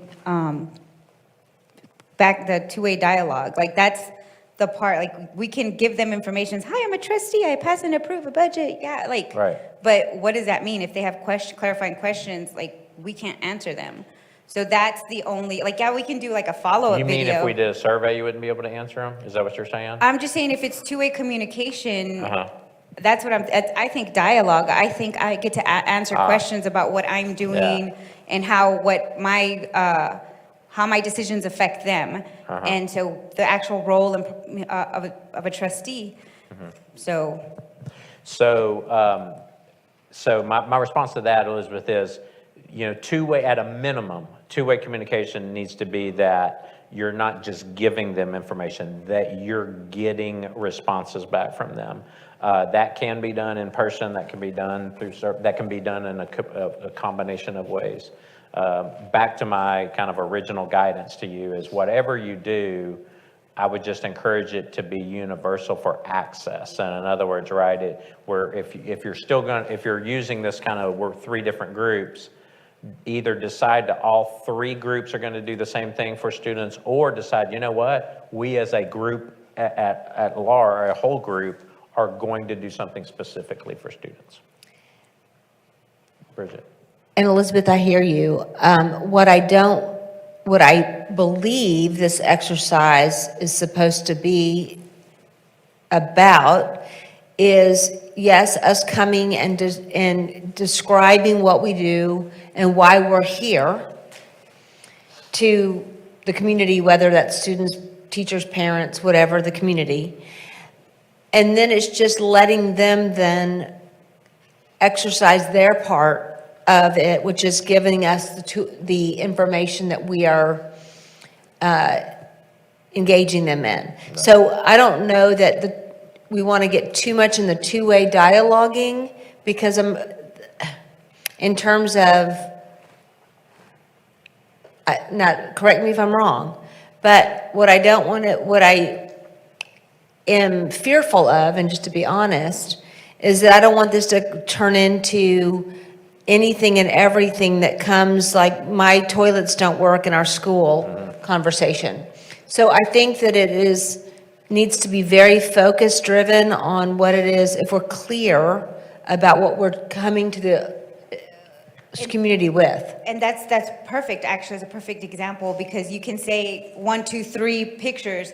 This is what we do. This is what we don't do. We don't talk about toilets because that's not my role. Even if you have a picture and say, that's not what we do, but put an agenda item, like agenda ABC3, whatever, and we focus on writing policy or creating policy, and this is what we do. We pass and approve a budget. So have a little icon with the budget sign, whatever. And so you can give non-examples right at the start of the meeting and say, okay, and then just say, perfect example of what we don't do. And that's what I have Max doing, is icons, so that it's very easy for no matter what in the discussion, it's very clear that we have little cards to take home and that they can digest this information easily and effectively with little text, with as little of, as possible. The other thought, and you're bringing this to a great point, is maybe we do a quickie little video, and one trustee can do it, a couple trustees can do it, all of us can do it, whatever we want, and does a quick little snapshot of what it is that we're looking for, that is the start, God bless you, and then engages in the questions that they can answer via a little, video option. Maybe a way for us to be encountering them without having to spend a lot of their time. No one wants to watch anything much for about a minute. Right. Okay, so I think those are great suggestions, and I will work with Max and team and see what we can come up with. Is everyone okay with that? Just, yeah, and remember, the main focus at this point is listening for values, vision and values, listening for vision and values. And like I said, I'd love the suggestion about up front saying this isn't about, this, because that's what your job is. Your job, remember, you own, right? That's the part of the job that you own is the vision and values. Because from vision and values, goals come from vision. Remember, constraints come from values. So any other thoughts, suggestions, or questions for either Bridget or for me? Do you have examples of community engagement? Like LSG from the get-go has taught us that we are supposed to be, so do you have any video examples of other trustees doing effective community engagement pieces? I don't have video. I can check though. That's the good thing about our kind of community of folks who are doing coaching. I don't have any video, but I do have some examples that I'll be happy to share. I could share them, Bridget, with you, and then you could share with the rest of the group about just some ways that districts have approached it. But speaking of videos, and again, I'm trying not to get into the weeds. I'm trying to be a good example and not get into the weeds of your operations as a board. Having said that, I like the idea of a video, because think about it. If y'all create a video, of course, I'm probably creating work for your staff, Superintendent House, so apologize about that. But if y'all had a video, think about how universally that can be used. It can be used to introduce your face-to-face meetings, but if you decide to link to that video, if you decide to do an online survey, you have that as well. And if you're going to use it online, it forces you to be brief, right? And so, but I will look for those examples. So it's this trustee's preference that we have parameters around it, like something in writing, maybe a rubric, like a timeline, so that way we know exactly where we're going, just kind of work backwards. Right. And say we have, give ourselves 60 days to go out and do these community engagement pieces with X, Y, and Z, the video, blah, blah, blah, blah, blah. So, thank you. Right, thank you. Other thoughts or questions about community engagement before we move on?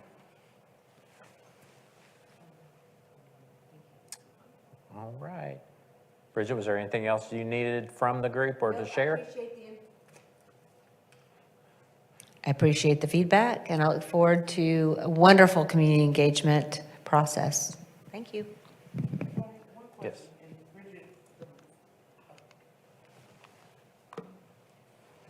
Bridget, from our dialogue too, with that information that we collect back for the people that are signing in and addresses that may not have children in the district that would ordinarily get a call out if they had children, because I understand the process is that the campuses, if they have children on the campuses, then the parents will get a call out if there's anything going on or various things, right? And if they don't, if it's a community member and they don't have, they're not in a system at a particular community school, then they would not have access and get that call out, correct? They wouldn't get that information. And where I'm going with this, let me just, I guess, get to the end of where I'm going, is that because we know that the objective is to notify parents of anything that's going on in school. And anybody else that wants to know what's going on, be it at the campus or in the community or Hattie White, then they could sign up from those sign-in sheets. We could formulate a database or put them in the database for HISD so that when the information has been disseminated, they could be included in that too. Because I've been hearing a lot of that about, having the community engaged. Well, the only way they're going to be engaged outside of us knocking on every door would be that if we have some way of communicating with them. So I just think this is an opportunity to be able to utilize that sign-in information and email addresses to incorporate into a way of notifying them of various things going on in the district. Okay, good suggestion. All right. Okay. Ready to turn the page then and move on to conversation about effective progress monitoring. So right now, I just want to pose a question to the group.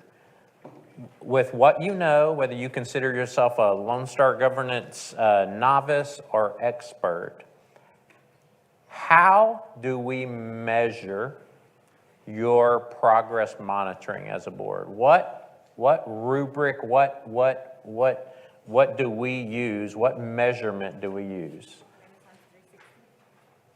Renaissance 360? Oh, for data. But what my question is, how do you as a board grade or judge yourself in terms of how you progress monitor? What factor, what piece of data do you use? We do it about once a quarter and we talk about it. Bridget?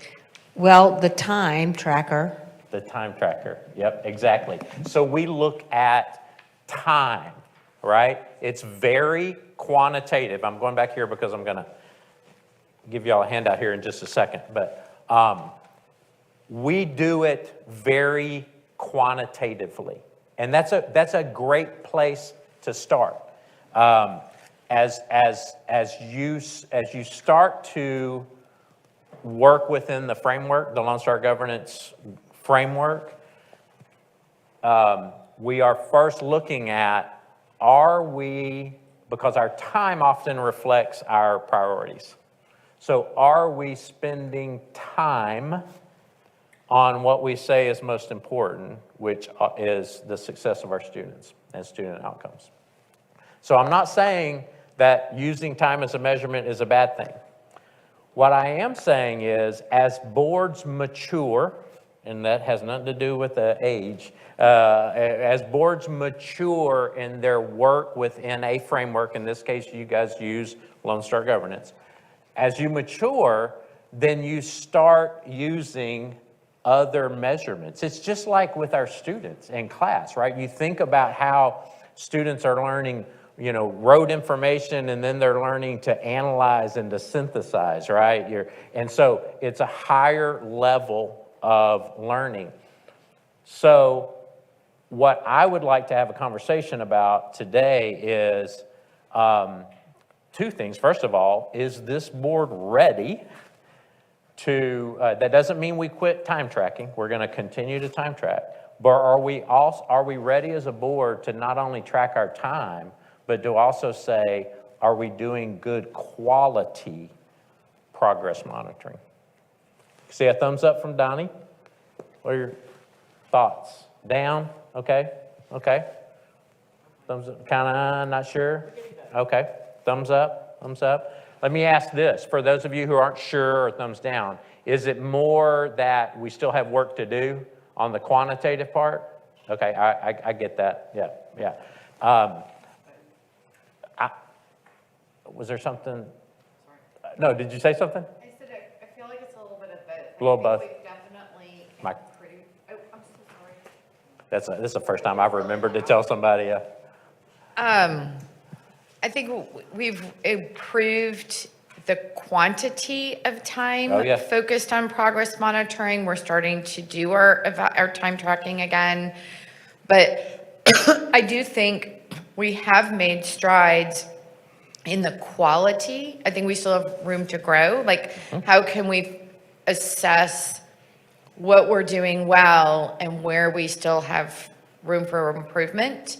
But I gave a shout out last night, and if I may take an opportunity for a shout out, I think we did a great job last night. I think it was one of the better conversations we had, and it wasn't just the questions that we had as individuals, but we were bouncing off each other as well. And so there was a more dynamic conversation, and the administration, this time I sent in advance to the superintendent, to give an opportunity for the administration to know, I'm not asking for an answer to my question now, but these are the things that are on my mind, so that you can be prepared for what I might ask, Gotcha. right? Yeah. Other thoughts? Pat? One thing that I did notice that on the latest Lone Star Governance workshop packet, that those questions are no longer included. We had gotten into the pattern of asking those same questions over and over again from the back of the old packet. So much so that the administration knew what questions we were going to ask. The people in the audience knew exactly what Those sample questions that we Those had got? sample Yeah. questions. So now on the new packets, the sample questions aren't there. So I think it is time for us to do some quality questions versus the quantity of questions that would just make the minutes go up and up and up. This Okay. time, I think it's time for us to learn some questions that would help us to understand more than sitting there waiting to develop time Okay. or increase time. All right, right. Elizabeth? Thank you, Robbie. And to Dr. Allen's point, like, when I hear Dr. Allen talk about the goal progress measures, I learn from her because she has 34 years of experience in education. So I'm like, oh, look at that lens. Like, I wish I'd seen that. I hadn't, because Dr. Allen, she always asks those questions where I was like, how did you think that one up? So I think dividing the work in, I don't know if this is part of the Lone Star governance framework, but like Kathy will bring in a lens that is incredible because she's a visual learner, and the how you've had us, the graphs, the graphing, and you, so like everybody's really good at different things. If we could, I'd love to split up the work when we're looking at goal progress monitoring, like the goals, the measurements. Give me 1 second, I'm sorry. That's okay. So that we can, like, Sue can focus on third grade, whatever it is that she's good at, Kathy's, and so each one of us takes that lens and looks at the report and pick it apart a little more with a, is the word eagle, like with a more focused lens. Gotcha. And so each of us take up a lens and we focus on that one area of expertise that we have.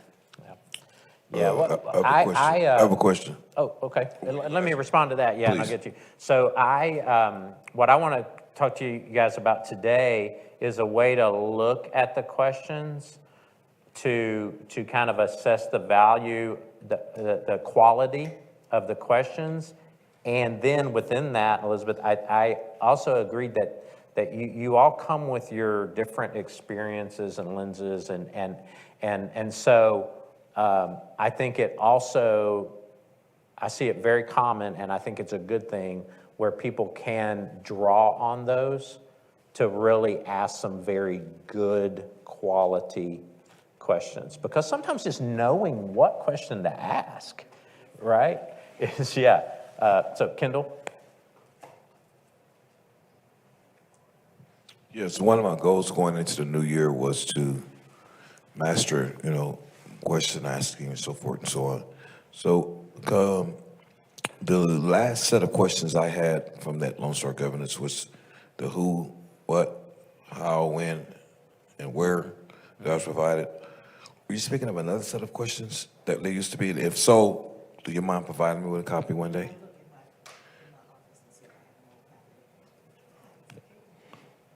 I think, Okay, thank you. and I can also, if you can't find those, let me know. I can get those. So I'm gonna, before we get into the how, I'm gonna offer y'all some feedback. I was paying attention, I promise, last night. I know I told you I was texting my wife during the meeting last night, but I was paying attention during your progress monitoring. I also shared, and quite honestly, there were some staff members that shared with me too, that thought last night's session had some real positives with it, that felt, that it not just felt good, but that it was good, it was a good example. So I agree with that. And my observation has been, this was true last night, it was true last month. I don't know if my memory will allow me to go back. I may have to go back and look at my notes from previous months. But my observation is that as the rounds go on, that the better quality questions usually come in the earlier round. And as we get into more rounds, we tend to, and you'll see when we talk about, and again, I'm just talking about a way, not the way, but a way to measure the quality of your questions. So I don't know, I'm just curious. I wanted to throw that observation out there and see what your thoughts were about that. Does anyone either observe that and say yes, or you say, no, Robbie, I'm seeing something different? No, that's fine. One thing that I observed is when it gets to the end of the second round, the third round, is that the questions no longer focus on the presentation. The questions start to focus on, I wonder, and I wonder, but even like the one that we did yesterday, I think the last 4 or 5 questions, the monitor never changed to look at anything on the screen. The questions were all about something about, I wonder. Right, right. Thank you. Kendall? I observed too, last night and on other times that some of us make statements instead of asking questions. Now, I don't know if that's quality, good or bad. They sound good sometimes. I make short statements too, you know.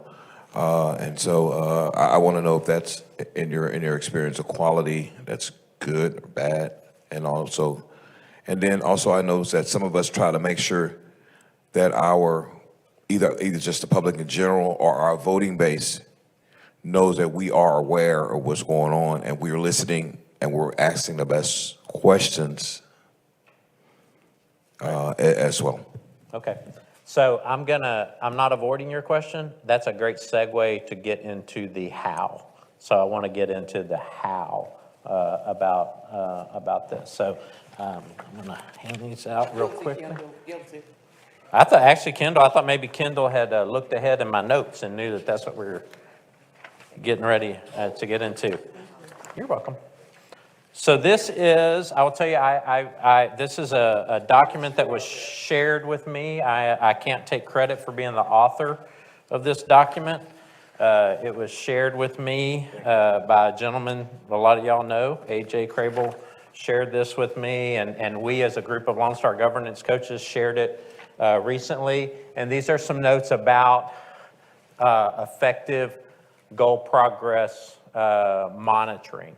And so I want to point out a couple of things. First of all, this is not these aren't etched in stone. This is guidance. And I want to be real clear that I'm offering you guidance. When I come to something that I think is a non-negotiable, and those are usually few and far between, I'll let you know. But this is guidance. And so the main points, because I don't want us to spend time reading this entire document, the main points I want to focus about, the progress monitoring. First of all, there's obviously benefits of progress monitoring. You're setting an example, you're leading by example, but what you monitor communicates what is important. It communicates to the superintendent, and through the superintendent, it communicates to the staff. It helps the superintendent to clarify what their strategies are, and it provides information to you for the superintendent evaluation. So it's a way for you to communicate your expectations. And you have to have, there are some things you need to have. You need to have a monitoring calendar, which you have. You need to have effective monitoring reports. And then we're going to focus on just the last 2 items, effective board member participation and effective superintendent participation. So I do want you, what I want you to do is really quickly read the first section of the first 2 paragraphs about goal monitoring. Read those and then pick a partner, either your elbow partner, if you need to stretch your legs, stand up, and pick someone to discuss your thoughts about those first 2 paragraphs.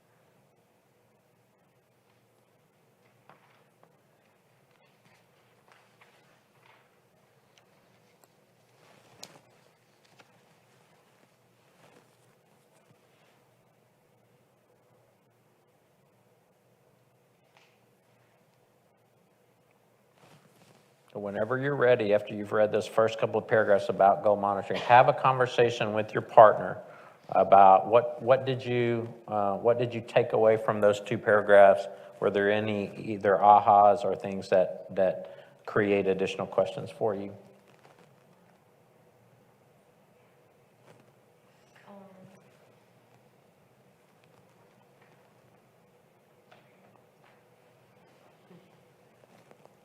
Yes? Reality. Reality. Okay, tell me more about that. The reality is in there. Well, we're lofty in our expectations. Right. And that's wonderful. And we should be. A goal is that, Bless you. exactly that. God bless you. But in our desire for instant outcomes, we sometimes forget reality. Gotcha. Yeah. Well, this is, if you know, in there it mentions this is where we, we check for alignment between our vision. Your vision is reflected in your goals, and the reality. Reality is the current state of student performance. So progress monitoring is an opportunity to do a check on where is the intersection between vision and reality, or what is the distance between vision and reality. Great, thank you, Bridget, for sharing that. Anybody else have an observation about that first part about what goal monitoring is?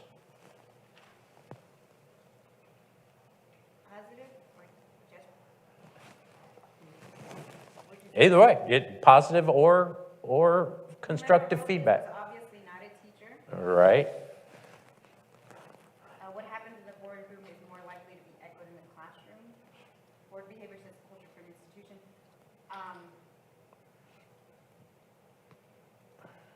It's a blanketed statement, assuming that all community schools are the same. Additionally, Okay, right. this is not a classroom setting. So some generalities, right. There's some generalities that are maybe assumed in this. So let's localize it then. I think that's good feedback. Let me ask you a question. Sometimes we can learn by non-examples.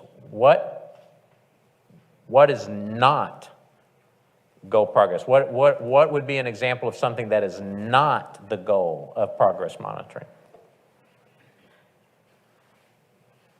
Sue? Telling the superintendent the inputs you should be achieving. Right. Or you should be providing to achieve. Exactly. So progress monitoring is not a conversation about what should be done to change the reality. I do have a question in regards to that. Okay. Because we also vote on a budget, and Mhm. we also, vote on, Oh, yeah, sorry. we also vote on the money that we use to measure Right. student outcomes. So when I'm looking at these goal progress measures and wondering the dollars that we're spending at each campus, who was it Kathy? Somebody last night was talking about each campus not having like a TA or the tutoring or whatever it was that we were talking about last night. Well, then that shapes and molds the resources that we need to put in so that we do get effective student outcomes. I'm looking at the goal progress measures like last night when I was looking at the student with disabilities data, those numbers were outrageously low. So that tells me we need to invest more dollars here. So the way that students learn is, do you have their needs met? Are there IEPs in process? And so that helps guide not just the goals, but also, our values. Like, we're going to put our money where our values are. So that's I'm not trying to have, I got you governance. It's informing what I need to do as a board member to know where we should place our resources. So. Gotcha. Yeah. So there are times there, Elizabeth, you know, I agree, there are times and places where you are being asked because there are legal, requirements where you are required to make some decisions that are related to inputs. I'll use the phrase that Sue used earlier with inputs. Typically, though, that's not during your goal progress monitoring. That's not to say that you may not come back. You may have information to say, I remember, or as we've progress monitored over this year, and we've noticed that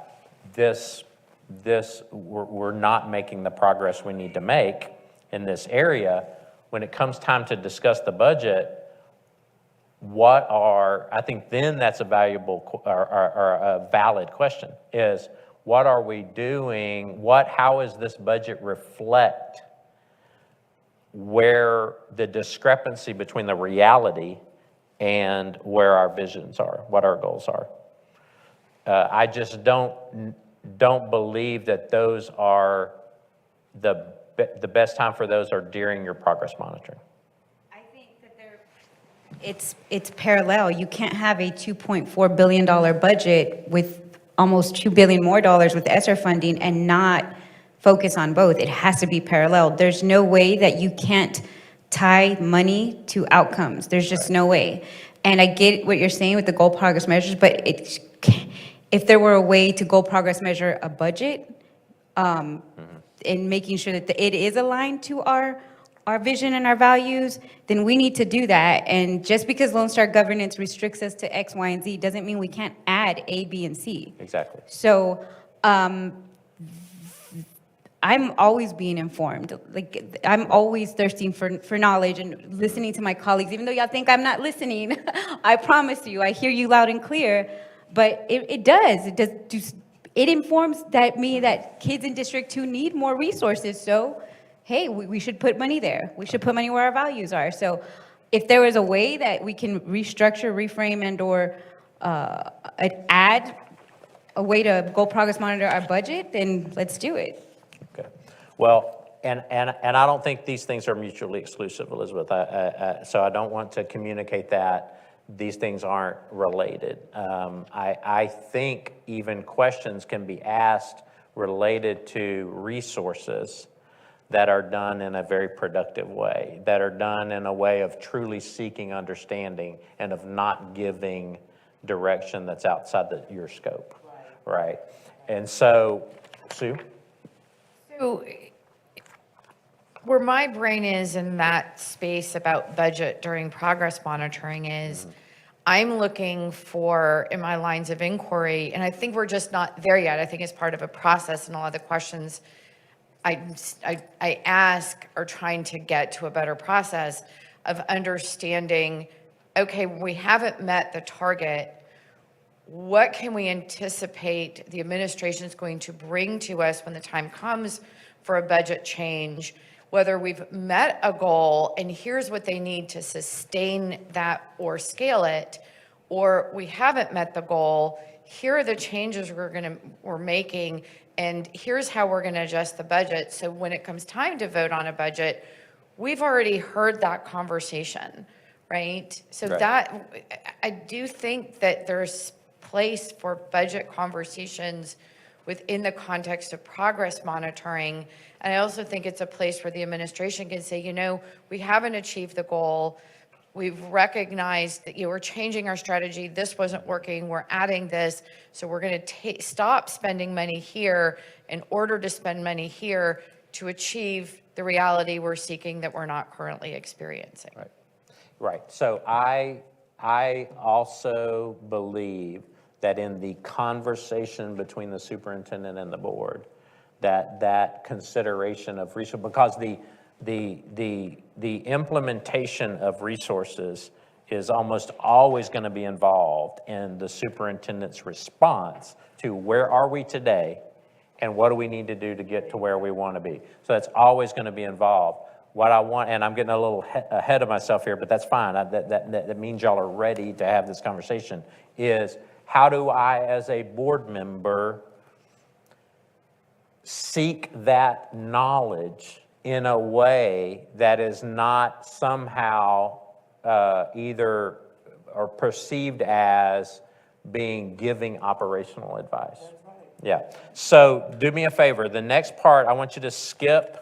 So turn to the second page, and I want you to skip to the two sections. There's two sections. One's called effective board member participation. One's called effective superintendent participation. Take a couple of minutes to read those, and then I want us to come back and talk about those before, and then we're going to get into some examples.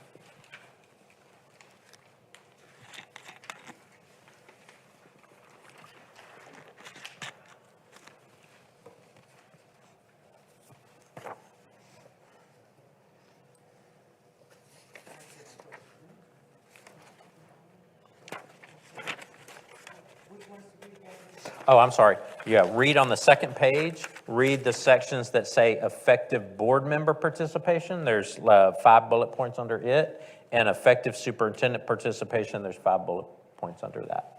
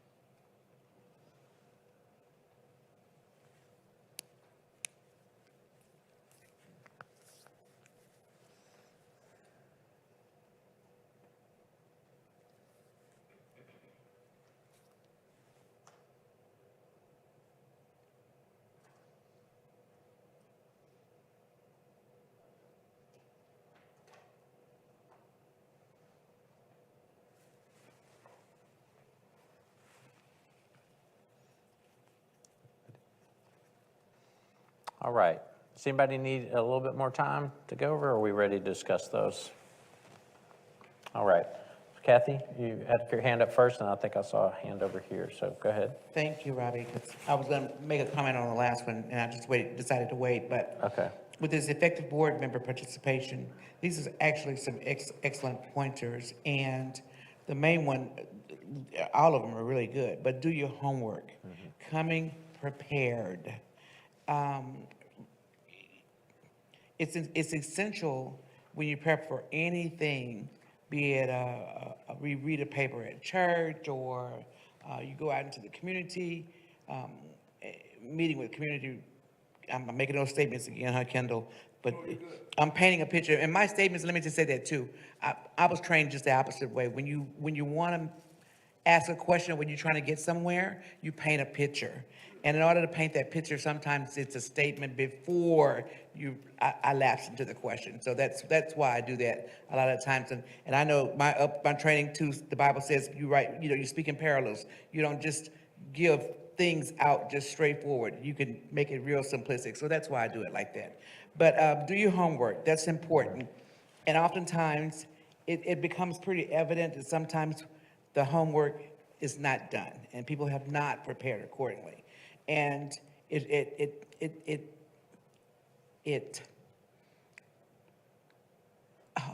holds everybody else's time hostage for those that have.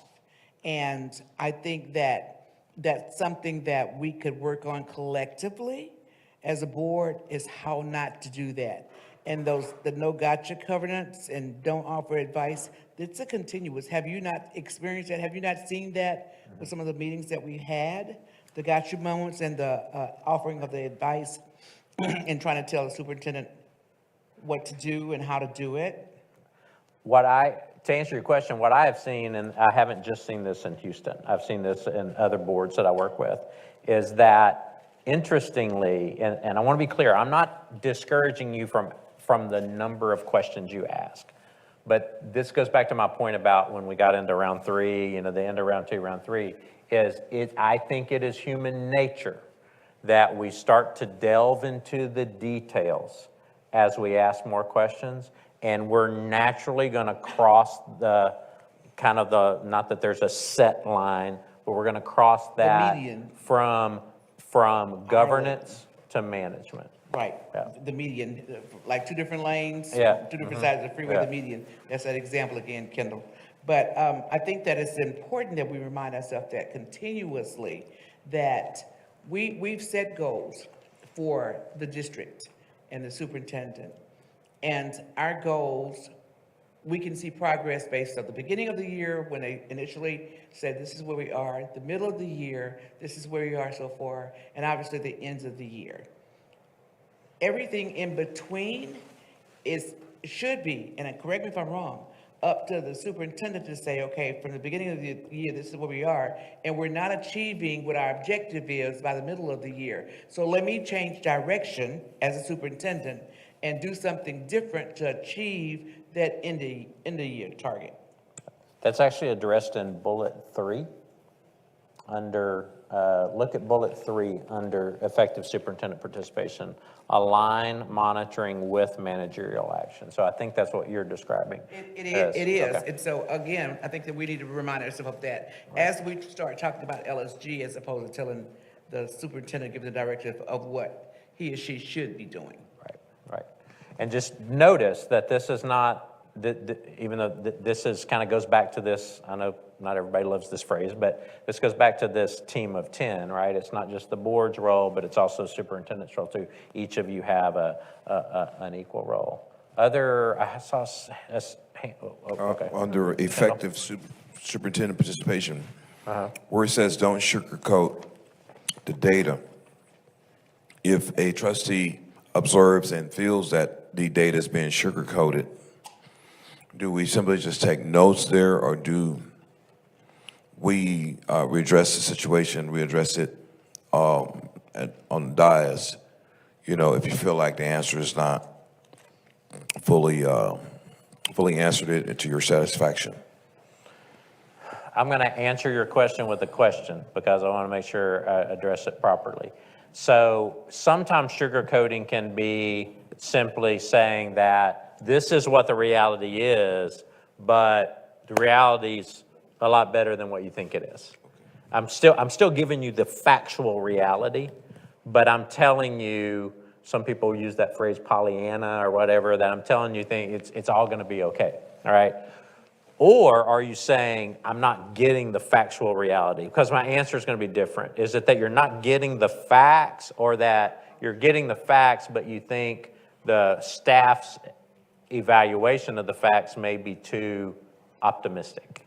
Yeah, I'm not getting the facts. Is what You're not getting the facts at all? directions. Then I think, I think that there is a time and place, and we'll talk about that, to ask questions about the data we're getting. Now, here's my guidance to you, is if you're doing a goal progress monitoring session and you want more data, make sure the data is related to that goal progress measure. I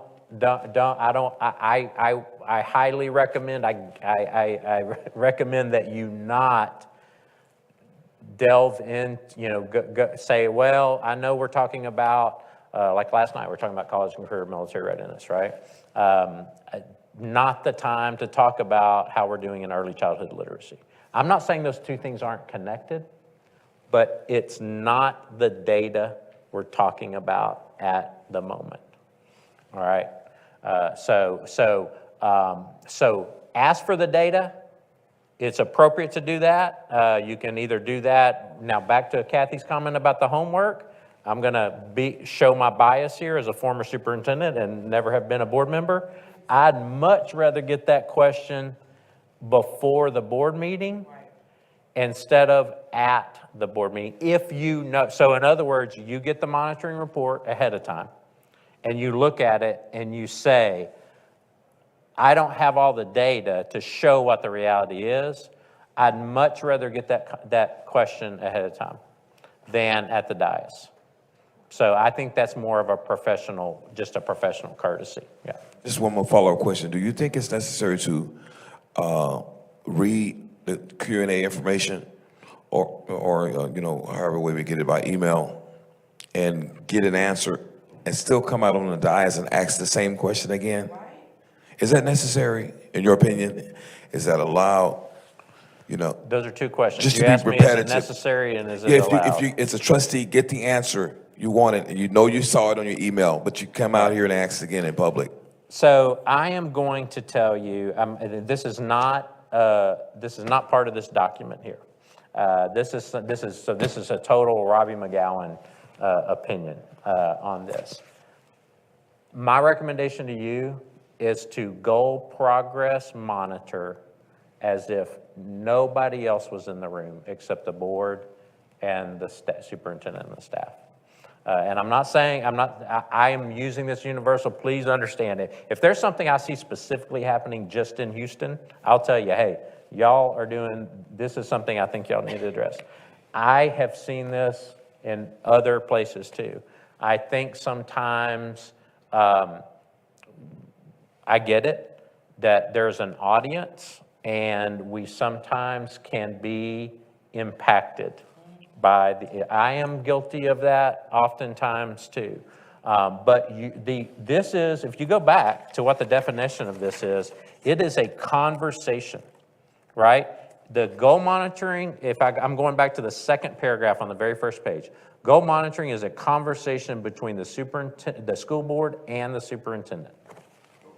All right, so I'm avoiding your question a little bit, but what I will say is if I'm repeating the question at the dais for the benefit of the audience, I don't know that that's a beneficial use of that question.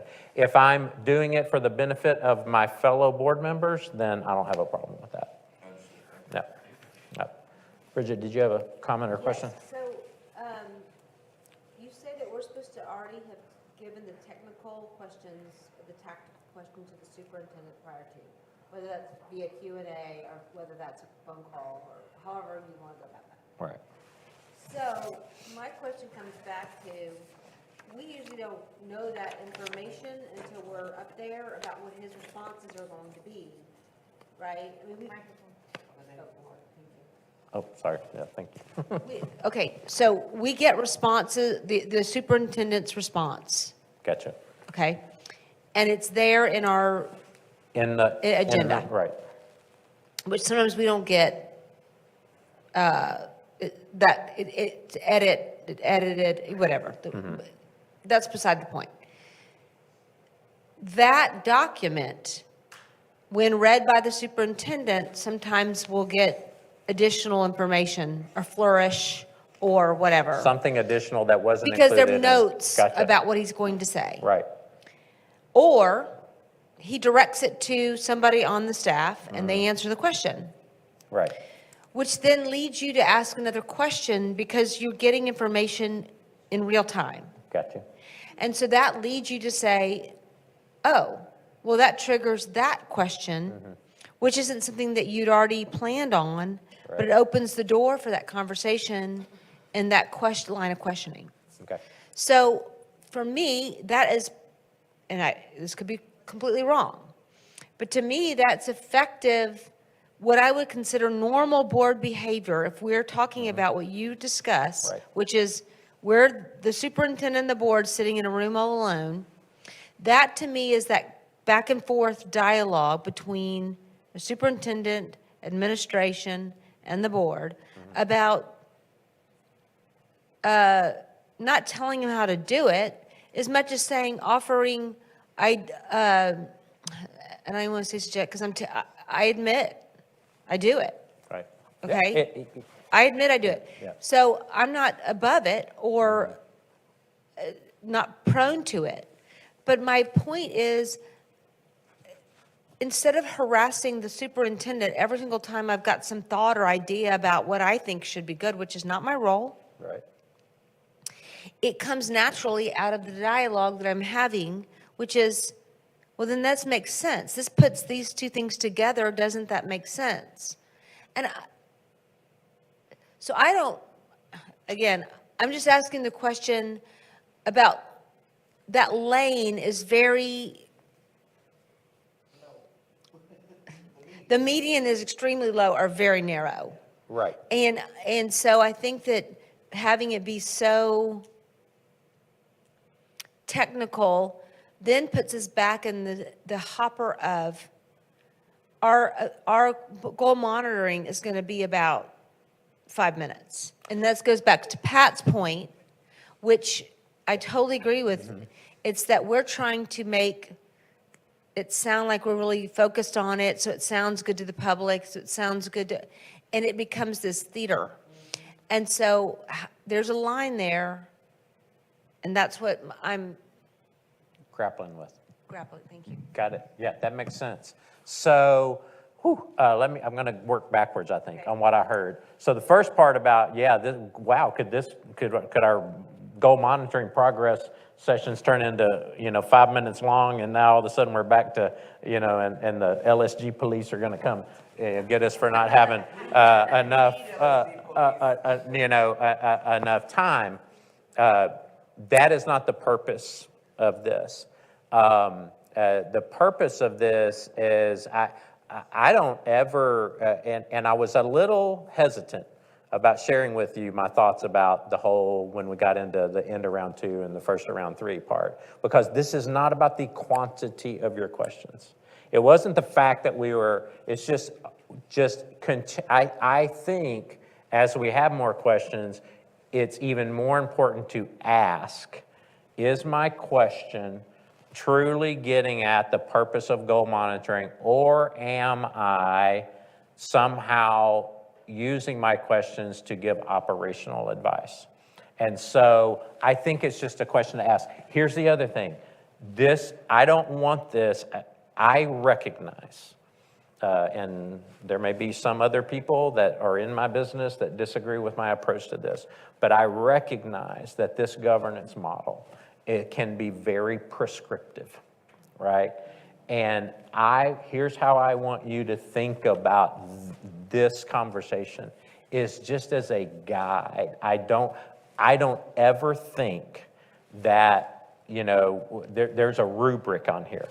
That's meant to be a guide, not to aspire to be 100%. So back to your conversation, Bridget, or your question is, does that mean there will never be a tactical question at the dais? No, I think that's unrealistic.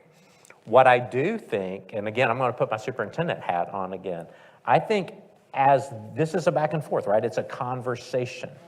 It's a conversation. I mean, this may not be a great analogy to use, but I'm going to use it anyway. I will tell you today, as a spouse, I am way better at estimating or being able to figure out what my wife's questions will be about certain topics that we deal with as a partnership, right? Right? But, I'm smarter today than I was years ago, but I've still got a long way to go. What I think, back to your example, if I'm the superintendent and I'm getting a lot of tactical questions at the dais, back to I'm the genesis of transformation, I have to ask myself, do I maybe need to, if I know we're getting these questions, let me think about how I'm doing my superintendent response that I'm giving out ahead of time, right? So it's not just y'all. I mean, it is y'all, and it's Superintendent House too, that we're working together. I'm working together as superintendent, doing my superintendent response part. You're working together in making sure your questions are good quality questions. Because, I mean, I tell, I work with aspiring superintendents. And I will tell them, I said, here's the deal as a superintendent. You can kind of rage against the wind, so to speak, and say, oh, my board is getting into operations and they're micromanaging. And if you don't ever stop and ask yourself, is there something I can do? Are they micromanaging because maybe they don't have the information they need? And sometimes because micromanagement may be just that I need more information to know because, nature abhors a vacuum. So if I don't know that information, I'm going to fill it in. So I think as you just think about, again, you're not just counting minutes, but if I'm thinking about the quality of progress monitoring, the quality of your questions, the quality of the superintendent's report and response, I think what you're going to get to is you're going to get to a time where you may not need as many of those tactical questions. They just may not naturally come up. First, I want to say that I like the conversations that's going on right now, because I was prepared to leave, but as long as I'm learning and it's effective, I'll be here. But the one thing that came out to me was the having shared the questions with the superintendent. That, I think, needs to be practiced more. I know sometimes we don't get the Q&A beforehand, but there are times when some of the questions go into, do you know how many white erasers were used versus red erasers? Something that we have a lot of questions that'll go, I don't know, let me get back with you. Well, why didn't you ask that question earlier? So that's the part that stuck out to me more, is asking questions so that the superintendent is ready, or the superintendent's staff is ready to answer those questions for you. And of course, I agree with Bridget. One answer may stroke another question, or something but to ask a question that when you asked it, that they won't know the answer to. Right. So I do agree with that part that says, send the questions in.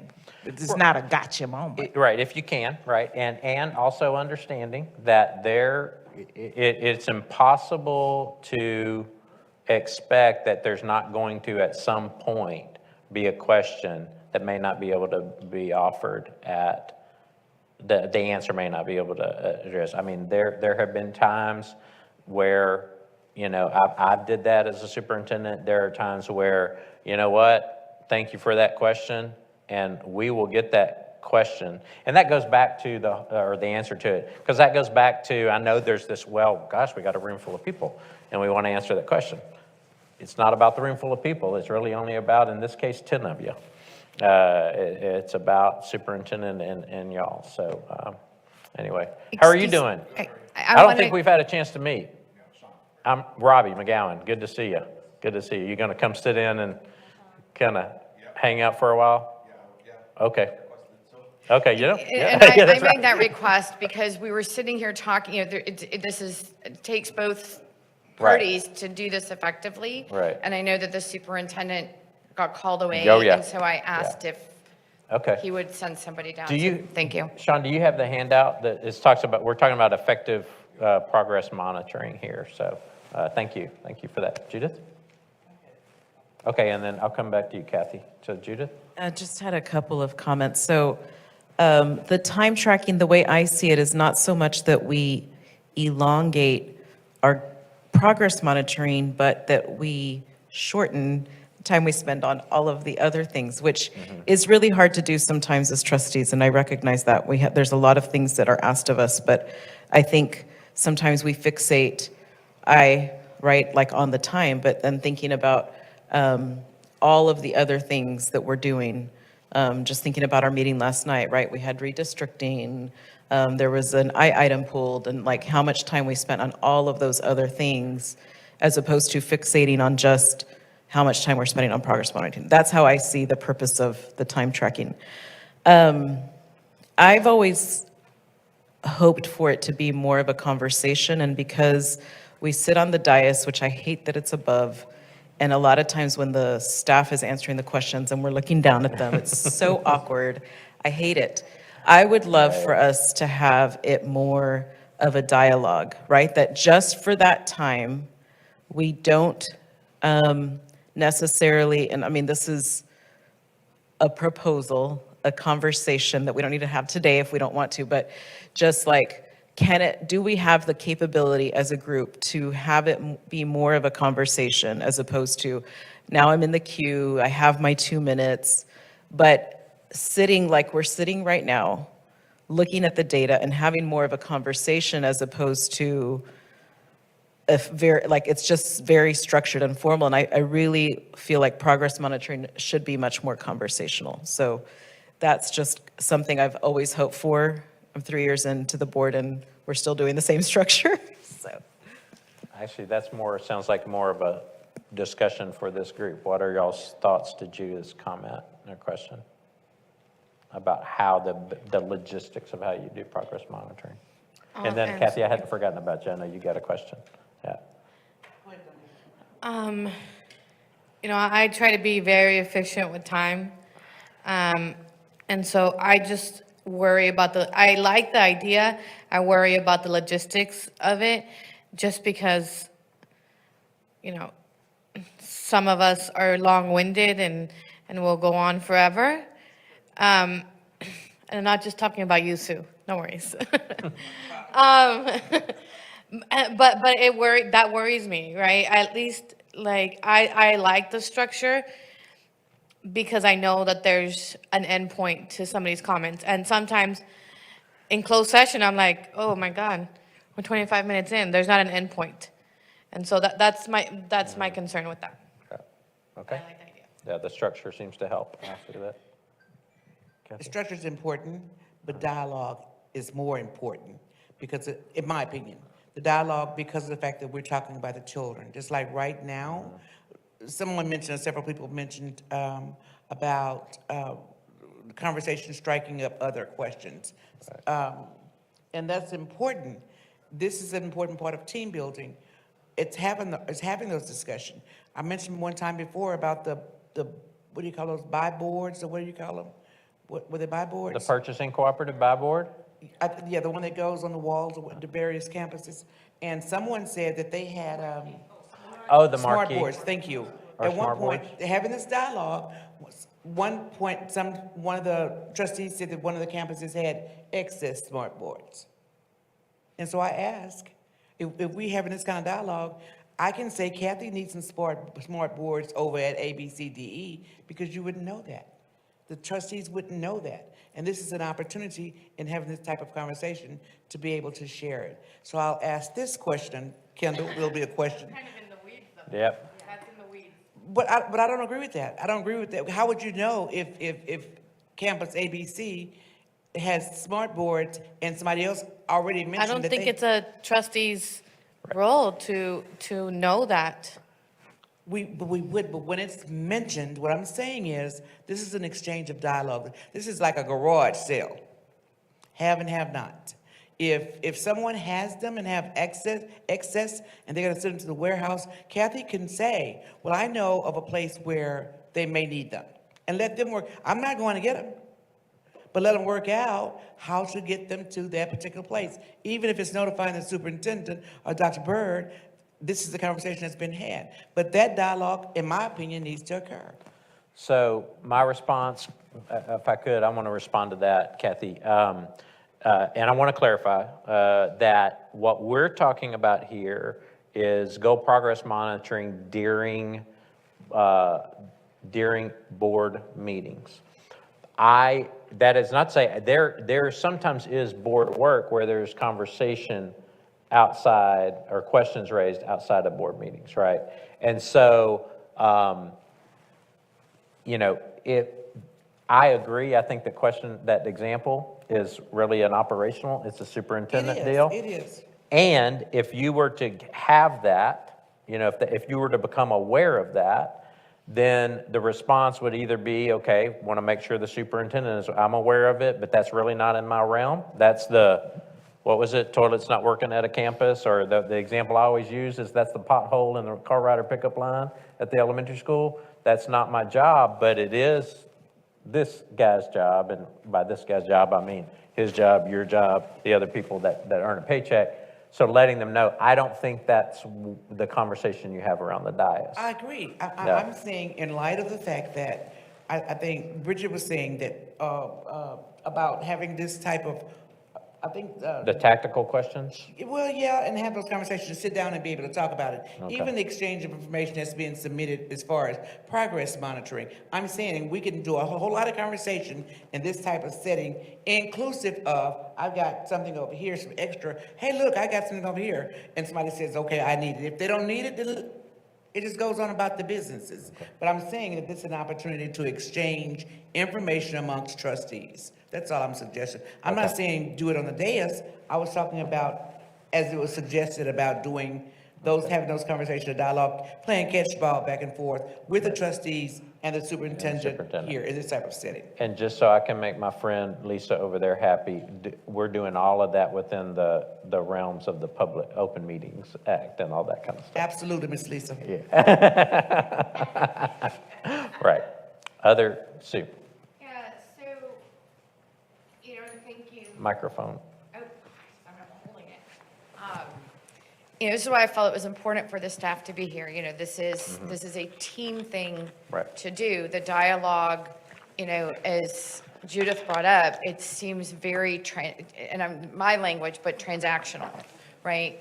An individual trustee asks a question, the administration answers the question, you know, they're trying to answer to meet an expectation of an individual trustee, and how do we pull it into a more interactive conversational dialogue that is grounded in, you know, our children are achieving to the degree that we expect them to, here are the things that are working, here's what we need from the board to sustain and scale this, or we're not on track, here's how we're adjusting course, you know, and then, you know, questions that might pertain, like to go a little deeper to understand how we can support, so on and so forth. And I know the months that I love this process. And a lot of times I'm one of the ones that either asks for or supports a third round because something has been brought up and I'm like, okay, I want to keep improving on this conversation so that in the future we can have better and better conversations. And so what I guess I've got an ask for you, Robbie, to your question of like, what does the board want for setup? Like, I don't like the dais either. I don't like being above everybody else. I do want to hear what others have to say about it. I know that there are safety concerns to changing the structure from time to time. But are there boards that you have worked with or observed yourself that have gotten to a really effective practice around this, that either we could, as a group, watch their video with you, or if they're not too far away, we could go on a field trip within whatever Lisa allows us to do, to even interact with their board and learn from them. You know, so I just wanted to make that ask of you. Okay. You know? So I will tell you, you know, I mentioned earlier that the question about boards looking at the quality of their progress monitoring instead of just the quantity of it is a step in a kind of a maturing board. So I say all that to say there aren't. I mean, I'm coaching another board with Lone Star Governance, and I will tell you, they still got a lot of work to do on the quantity part, and they're not ready to have this conversation. I say that in a way, I'm actually trying to give you guys a compliment, and the fact that I think you've made progress in quantity, and I think you're doing good things quality-wise too, to the point to where I think, and I'm not talking, you're not gonna, first of all, we can't make a decision today because it's not an agenda item, but I think I want to plant the seed today. Do we want to start also monitoring how we progress monitor, not just monitoring how long we progress monitor, but get to a point to where we're asking the kind of questions we want to ask. So I see a thumbs up, and then I see 2 hands up. So Elizabeth, your hand up. I saw yours first, and then I'll come over to you, Kendall. First of all, Robbie, I have a complaint. Okay. The numbers are stacked against those other boards because I'm sure they don't have 9. So I'm just saying, we have 2 additional trustees. So you get more minutes? So we get more minutes. So just let's be fair to the other Okay, boards. I appreciate Let's be that. I appreciate that. fair. Second, it was Judith's point. I'm sorry, Judith. Kind of brain fog from last night, but in regards to Sue's comments about watching other boards, I want to watch us. Can you do a video and show an example of one of our questions? I mean, I don't mind. Right. I'm okay with both positive and negative Right. feedback. But the things that I'm doing well, how can I perfect the things that I need improvement on?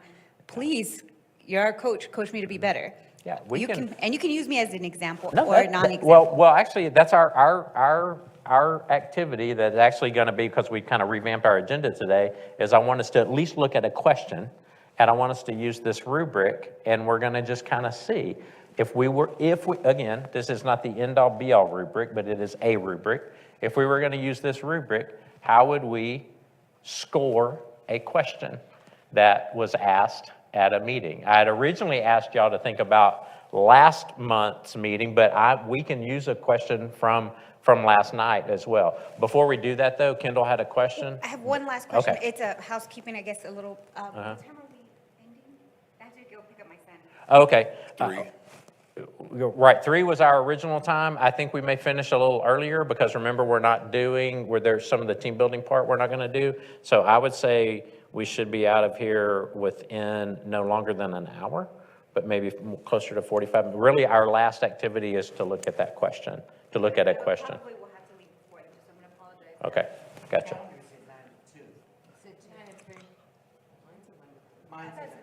But we never last till 3, so I didn't think it was going to be. Okay, all right, okay. Kendall, what was your question or comment? Sure, thank you.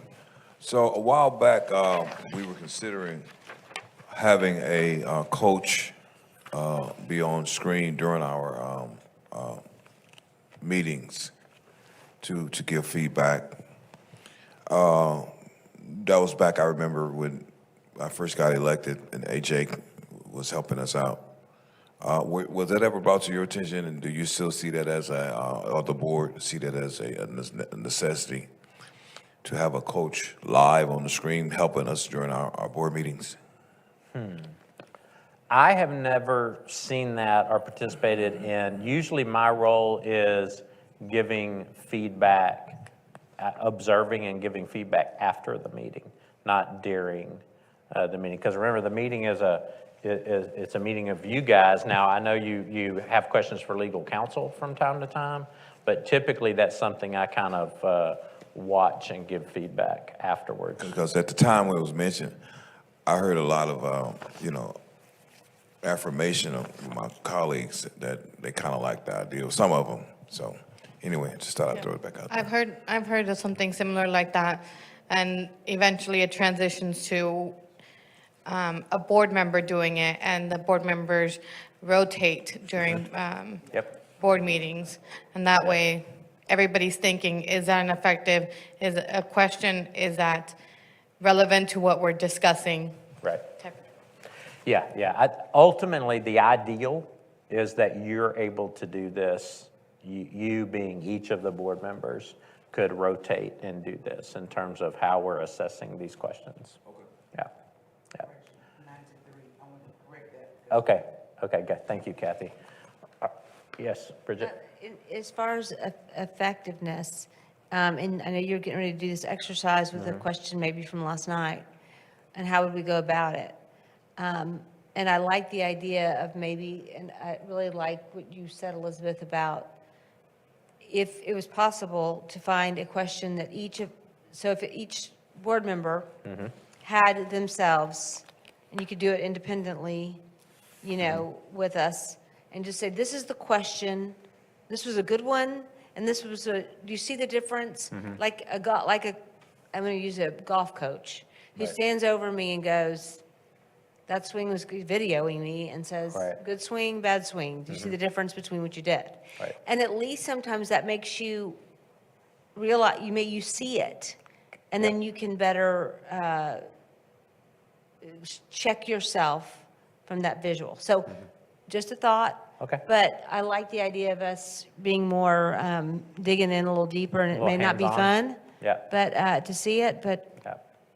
So, as y'all may know, it's been a while since we talked about this, but when I first came on as y'all's coach back in August, and I know we had that 1 month where I sat out in September after my retirement. But, one thing I'm available to do is what we call kind of ad hoc coaching. Now, again, there are limitations basically just on time. Right? But I could see that as an ad hoc coaching where either a call or a Zoom call where you say, Robbie, there's a couple of questions either that I had last month or that I'm thinking about for this month, and talk through that together. I think we could do it that way. I also think this is a good coaching moment. I mean, and this isn't all going to happen today. I can see a year from now, us, continuing and having these conversations, and this could be a training moment to where, hey, let's look at a couple of, or these are a couple of questions we're thinking about. How would you, and again, according to this rubric, knowing that this is not etched in stone, but this is at least a guide, how would you kind of rate those questions? Sue?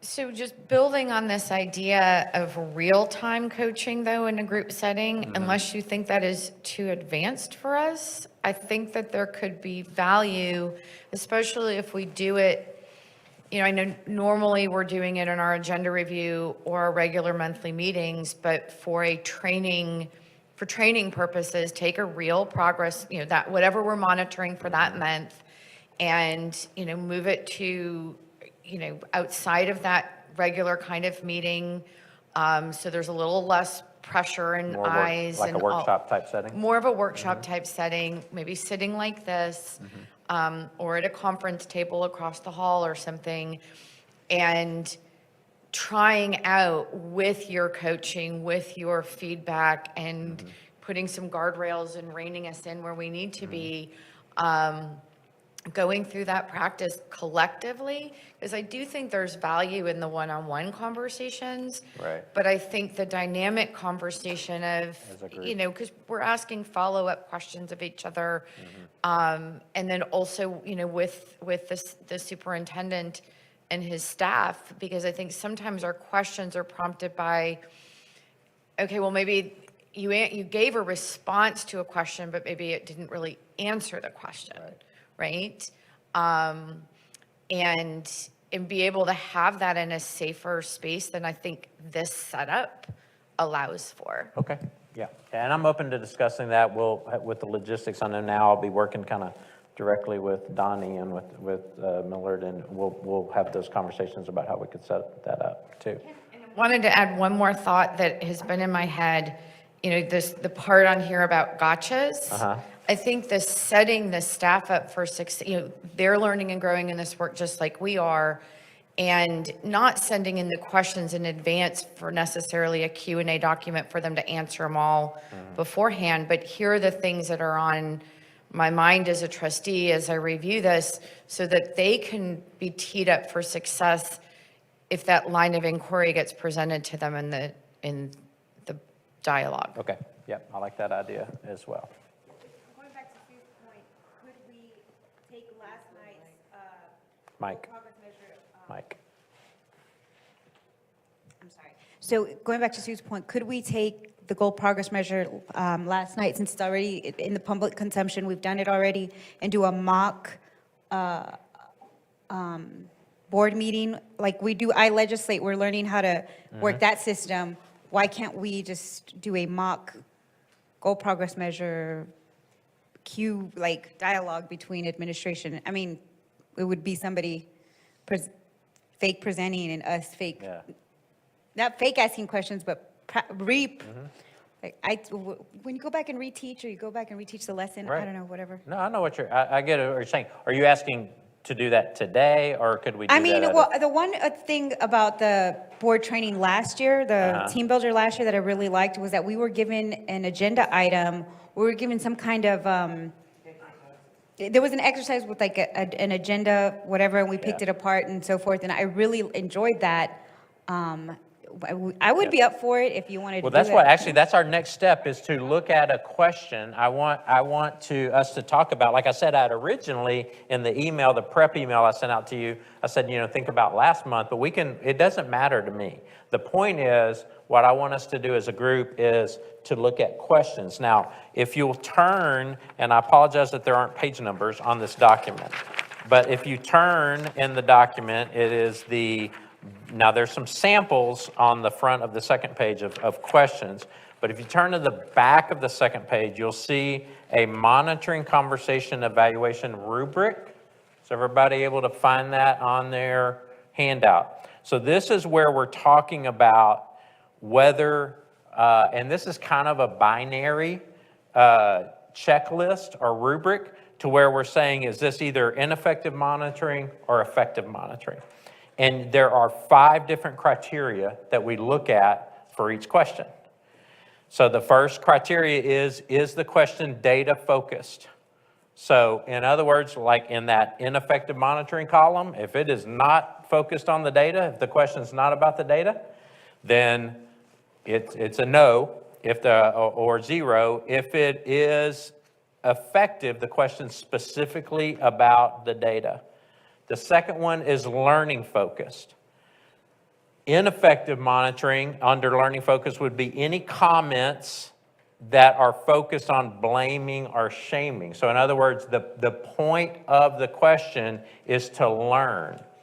If my question or my comment is simply to give my opinion about something, then I'm not seeking to learn. That's not really a question. And sometimes, just because it ends with a question inflection at the end of your verbal comment, or if written it has a question mark at the end, doesn't automatically give you credit for that. A question can be, I've been guilty of that before, right? I've been guilty of asking questions like, well, didn't you know, when you were pulling the car into the garage that you should have been looking for, the fertilizer spreader that I left in the garage? That sounds a little, I could have been asking that question. Yes, it ended with a question mark, but that was a blaming question. Third, is it inquiry focused? So any conversation focused on accusatory, that's very similar to the one above, but also, try to avoid yes or no questions, because you want those questions of, I'm wanting information. I want to dig deeper. It's a conversation. Strategy focus. So this goes back to, I think it was Bridget that brought it up earlier, about tactical questions. Somebody want to offer me what they think the difference between strategy and tactical or technical is?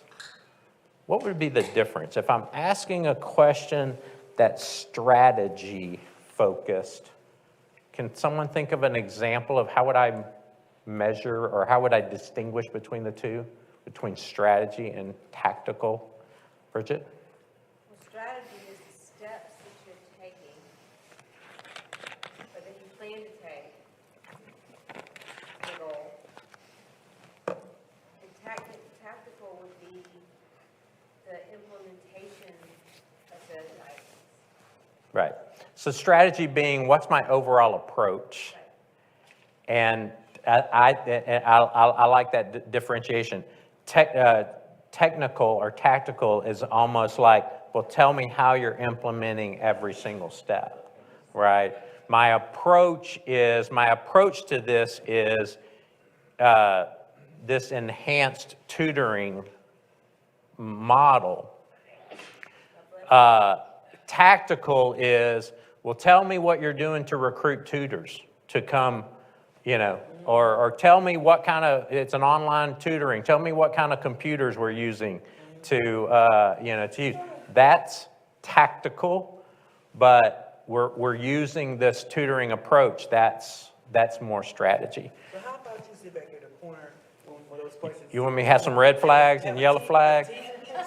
T flag for tactical question, misleading question, yeah. I am just a fly on the wall in the meetings. In fact, I don't even know if y'all notice, I sit back there, but sometimes I try to, because I'm even thinking, well, I don't want to give away on my facial expressions, but no. But I think that's good. And again, today's not the only day we're going to do this, but I think going through this and remember, I'll go back to y'all's first day ever doing Lone Star Governance. We replay the tape. Remember that? Some of y'all will roll your eyes at that because you didn't like that conversation. But that was part about what we talked about. We replay the tape. So we can certainly do that. But I don't think you want me raving red flags and yellow flags. At least you can get in the habit of not doing it. Gotcha question. Forgotcha. The last is current focus. So if we're talking about offering advice about future action that the superintendent and the superintendent staff ought to take, that's ineffective. But if we're looking at current performance, so we had past action, so what did happen?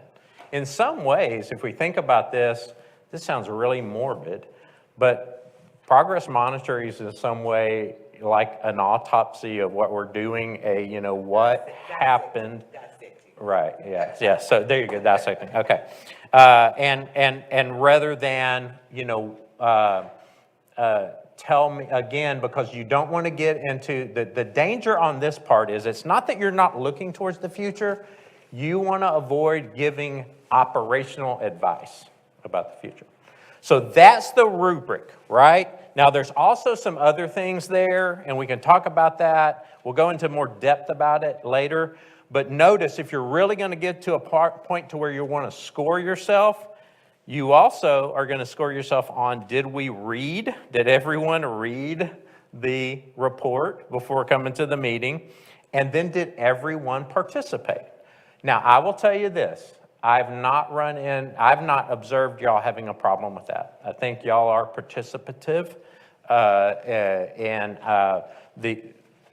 I'll let y'all determine whether you think everybody reads beforehand or not. So, having said that, finally, let's get to a question. Who has a question from a recent board monitoring exercise that they want to offer up as an example, and we can grade it using this rubric? Who has a question? Who wants to step out there and give me a question? Elizabeth, were you? I do.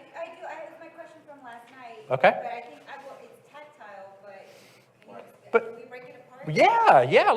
This is a learning. This is not, just like I don't want y'all to be blaming and shaming. I'm not here to blame or shame. This is a learning. This really is about maturing as a board. So it was concerning goal progress measure 3.2, page number 6, students with disabilities. We had not seen any growth in their performance with the IB, dual credit, and AP courses. And I asked a question, like, what are we doing to support and make sure our students are successful? And then the following question was, this is the operational tactile question, was I asked the superintendent, are we making sure we're going back and following our IEPs so that our students are successful? And so those are two different questions. so we can do both. So the first Okay, one was so let's do the first one. What are we doing? to make sure our students with learning differences and/or disabilities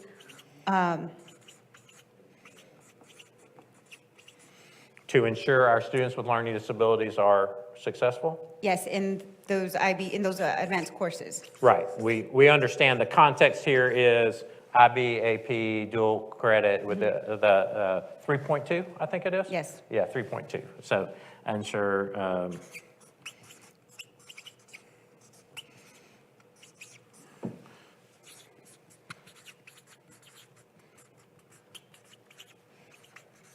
are successful. Pardon my handwriting. So I want to move this a little closer. So hopefully folks can see that a little bit better. So we're going to go through the rubric here. So on data, okay, and it's going to be check mark for yes and an X for no. Is this question focused on the data in the report? Yes, it was completely directly correlated. I didn't see that. I didn't see that breakdown. I would say yes, because I know what the data was on the report that she was referring to, but it would be improved if it was more specific of what are we doing, referring to page blank, where our students with disabilities are not making the progress, what's the strategy for meeting the target? Okay. Other thoughts? Data? Yeah, focused on the data, yes or no? There was another follow-up question to that one, because I asked for the disaggregated data so that we can know if students with disabilities, how many students with disabilities in District 1 are being served, and do they have access to advanced courses and so forth, and then the conversation. So there was more context to this question, but yeah, we. Right. So technically. Right. I'm actually going to say also. I think it was associated with the data because it was on the chart. Right, it was referring to the data. So, and again, this is going to seem a little nitpicky, or to use a technical term, persnickety. But I've already heard some of y'all saying this. This question easily could be a data question, right? I mean, and some of this, it's not that we're worrying about wordsmithing here, but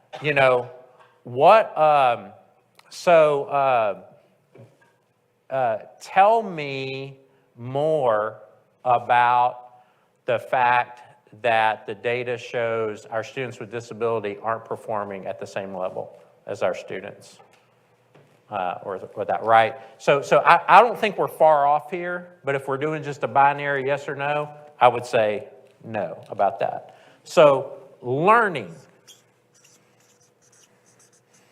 So if you look at that learning definition, it says here, if it's a no, it would be any comments that are focused on blaming or shaming. So in other words, we're focusing on understanding the data rather than sharing opinions. Was Elizabeth's question focused on understanding the data and the situation rather than sharing opinions? You're asking, I'm asking y'all, was this question here, what are we doing to ensure students with disabilities are successful? Is that focused more on understanding the situation and the data or on sharing her opinion? Then I was sharing opinion at that point. Yeah. Right, and we're looking on this independently at this one question. Right. Yeah. Bridget? We're just looking at the question. Right, well, we'll get to what answers, like appropriate answers are. That's a good point. My opinion, if y'all were asking me to sit back in the back and score these questions, I would say yes, this question has the intention of learning. So that, I would give it a check mark. All right? Okay, so the next is inquiry.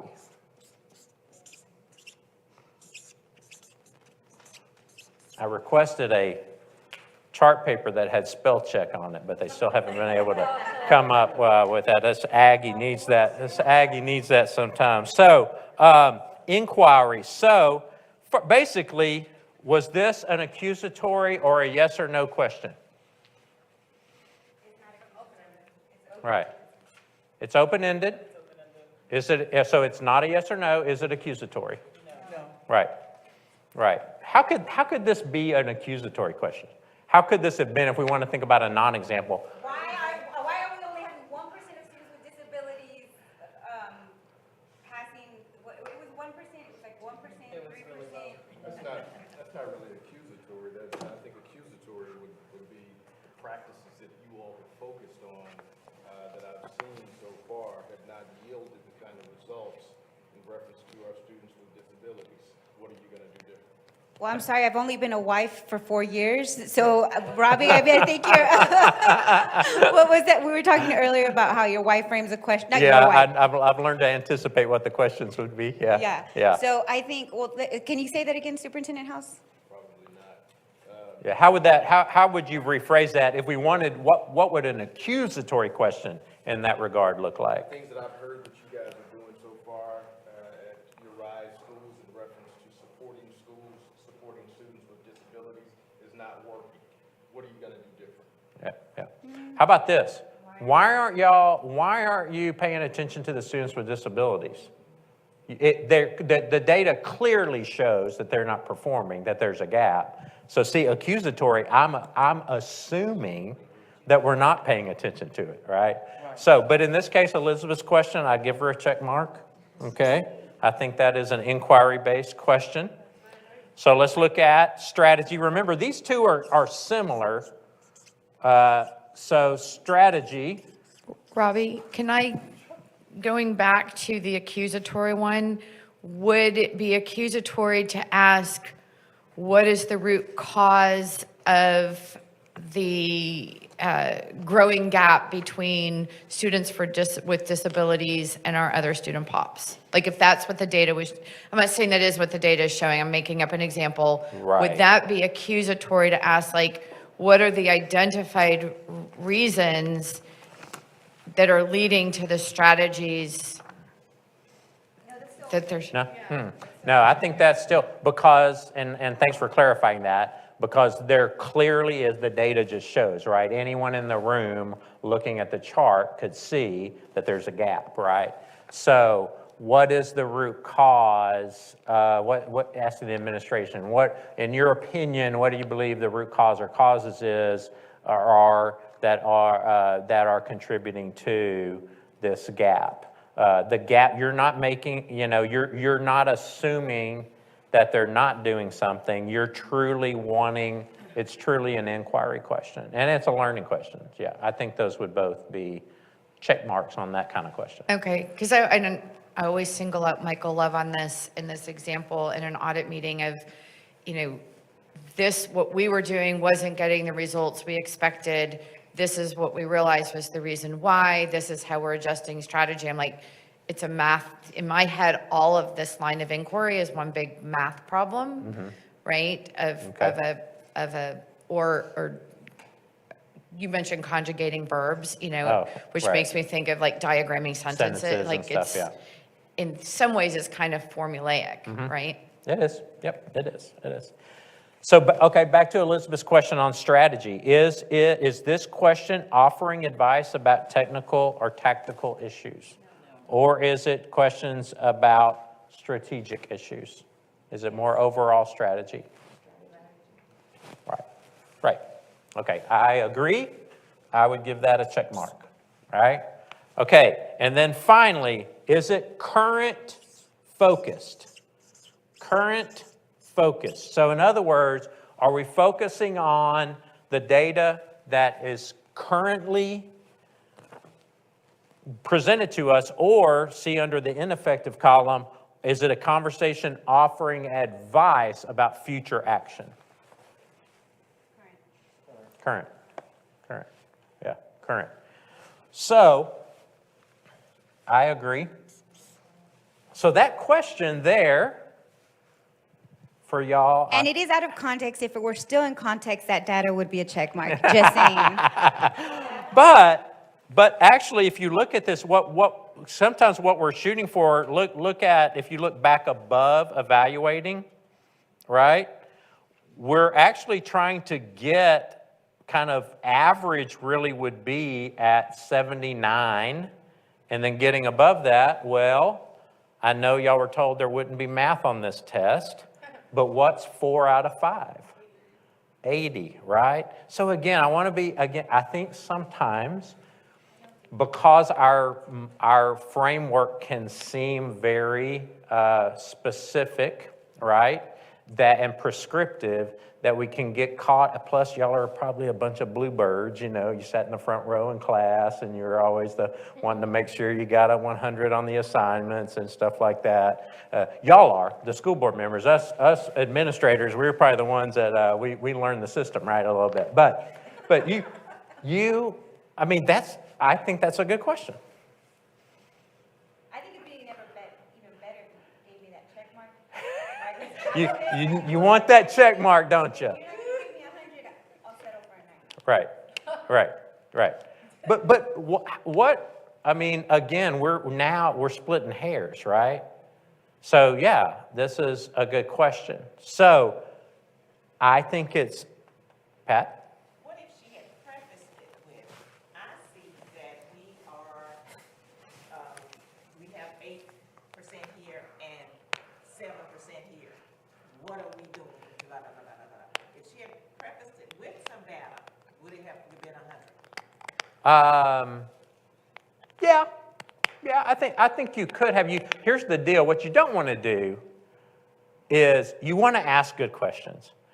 Don't worry about being so contrived that you feel like you have to give a oratory before the question to try to get some last check mark. I tell you, this is a good question. I wouldn't do anything different. I wouldn't do anything different about this question.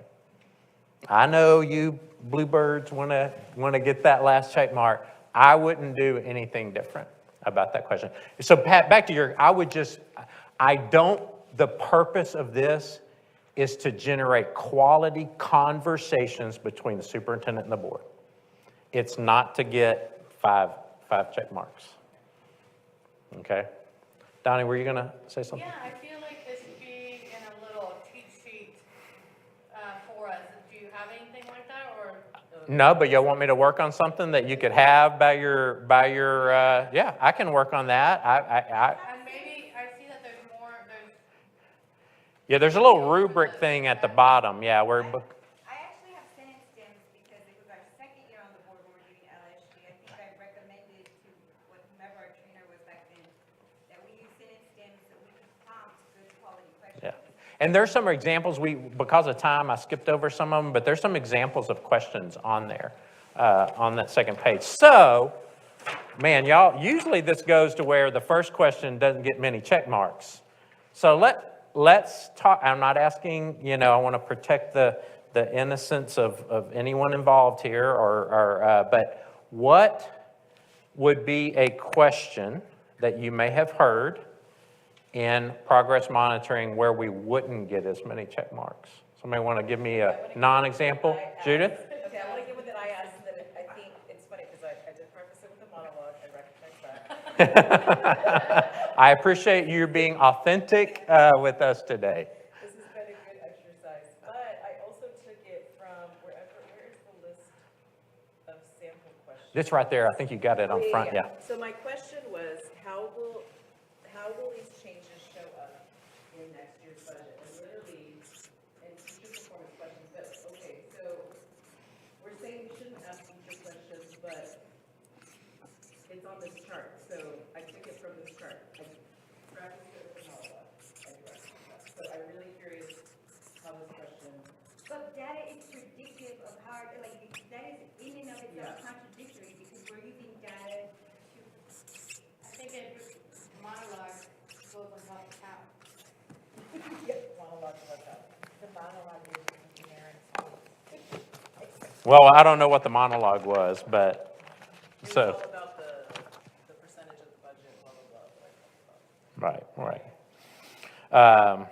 So here, I see a question on here is, future performance questions, how might changes show up in the future, right? So in the budget. But let's just look at this. Let's just go ahead and go through this question really quickly. So remember the very, back to I'm trying to remember what page we were on again. I think it's in the back of the second page, but if you look at that rubric. So the first thing is this data? focused? Just focused on the data. How will these changes show up in next year's? Is it focused on the performance data? Changes in data or? Right. So changes in strategy or changes in data?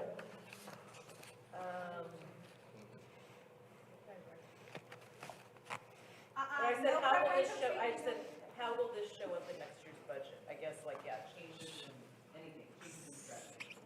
Okay, how will this show up? All right, so is that about the data, about the performance data? Not the way she asked it. No, not the way we asked it. Again, it may be closely, it could be prefaced in a way.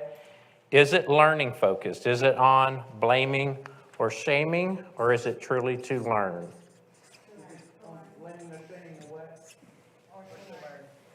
Right. How could this be, I agree, I think this is learning focused. How could this be asked in a blaming or shaming way? Why didn't you make a different investment this year? Right. Why isn't this in the budget this year? Right? Why did you leave this out? Why didn't you anticipate for this in planning in this year's budget?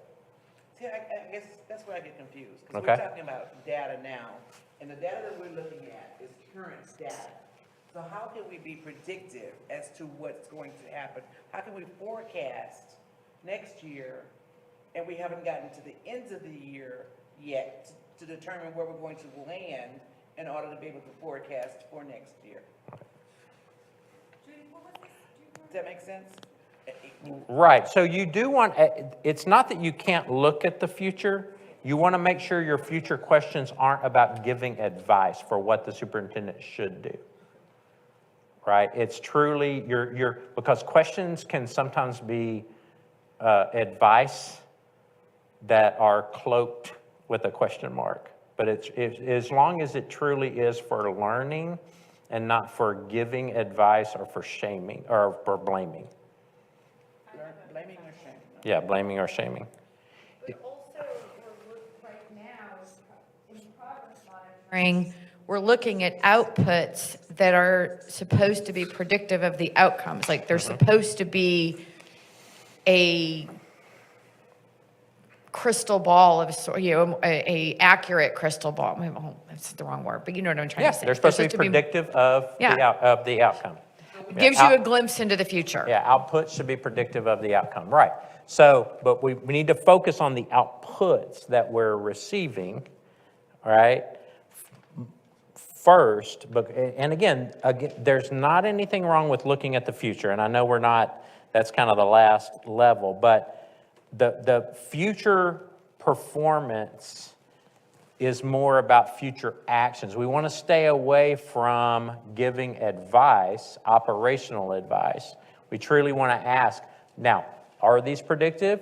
Based upon when we originally set these goal progress measures, we said they were predictive, knowing that, or under that assumption that they're still predictive, what are our plans to get back on track so that we can hopefully meet our goal by the deadline of the goal. So that's about the future, but you're asking in a way that's not giving advice. Donnie, what were you going to say? I keep on thinking back to an example where I asked a question that's about giving advice. Okay. I'm gonna write this one over here. Go ahead. You got the question in your mind? Yeah, I mean, it was very similar to what you were just saying. Like, what's the plan to put pre-K enrollment status on, pre-K numbers? No, pre-K history on the enrollment form, right? We're talking about pre-K, but, so what's the strategy or what's the plan to put pre-K attendance into the enrollment form so that we know which students have attended pre-K and which ones have not? I mean, I know that's much more of a directive than actually asking a question. Well, technically, since we do have that pre-K goal, that actually could be But the goal is not about, do we know which students Okay. I want to come back to this one. Let's finish this one first. So is this one inquiry minded? So in other words, is this a yes or no question? Or is it truly an open-ended question? Okay, so I'd give that one a check mark. All right, then is it strategy focused? Is this more strategy or is this about tactical? Your budget is your strategy. I think it's tactical. It is strategy. But if it's not about the data, then Yeah. Hey, are y'all seeing that sometimes these aren't all really clear cut? So tell me more, let me hear from a tactical person. Who thinks it's tactical and tell me why? Why is it tactical, Elizabeth? rephrase, it could be strategy focused, but because it's like, how will this show up in next year's budget? Like, that's like you're saying that you are telling the administration, you're going to put this in next year's budget. Like, that's kind of, that's what I. Yes. Because you're like, it's Yeah. like, oh, honey, will you pick up Morris? No, you're going to pick up Morris. You're going to pick him up at 2:15.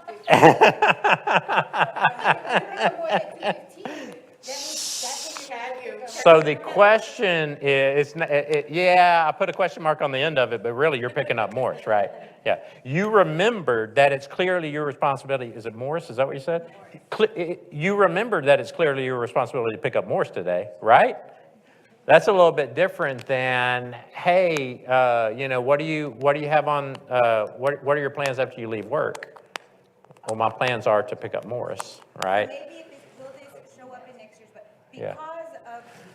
because of. Well, Will this, that's still. and again, sometimes this seems really prescriptive, and sometimes you're at the mercy or you're a victim of your own knowledge, right? You know as a board member that the superintendent's strategies are likely going to be reflected in the budget, right? But we've skipped from strategy to budget, right? Because what if, 99.9 times out of 100, no strategies are free, right?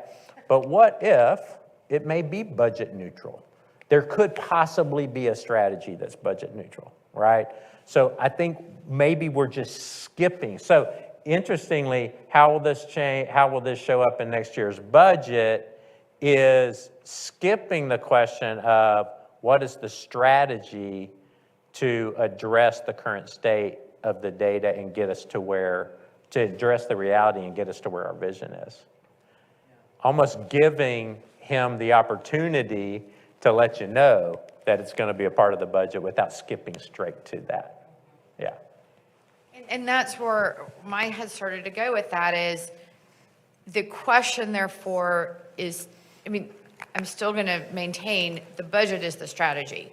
Right. But in the context of this question, making it a budget-focused question instead of a strategy-focused question is more tactical, but in a holistic dialogue between the board and the superintendent and his team, that's the opportunity then for them to say this is the strategy, and if it's going to result in a major budgetary shift, the opportunity for them to set the stage and open up, hey, and you're going to be seeing that as we start our budget decisions, that because of this data, we're making this change in strategy. In order to grow it next year, we're going to have to make some budgetary shifts. We're going to need you to approve in June. Right.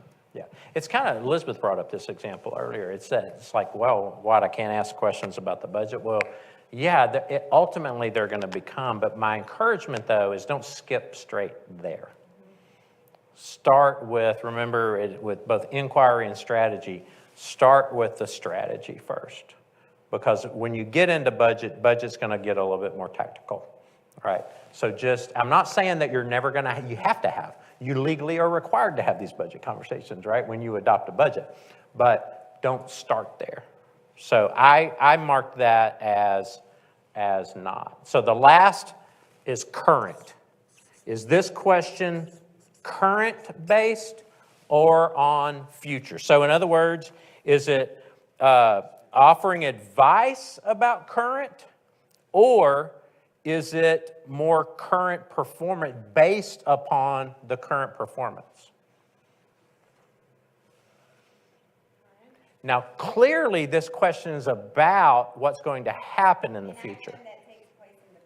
It is, but is it a conversation offering advice, or is it a conversation that is focused on current performance?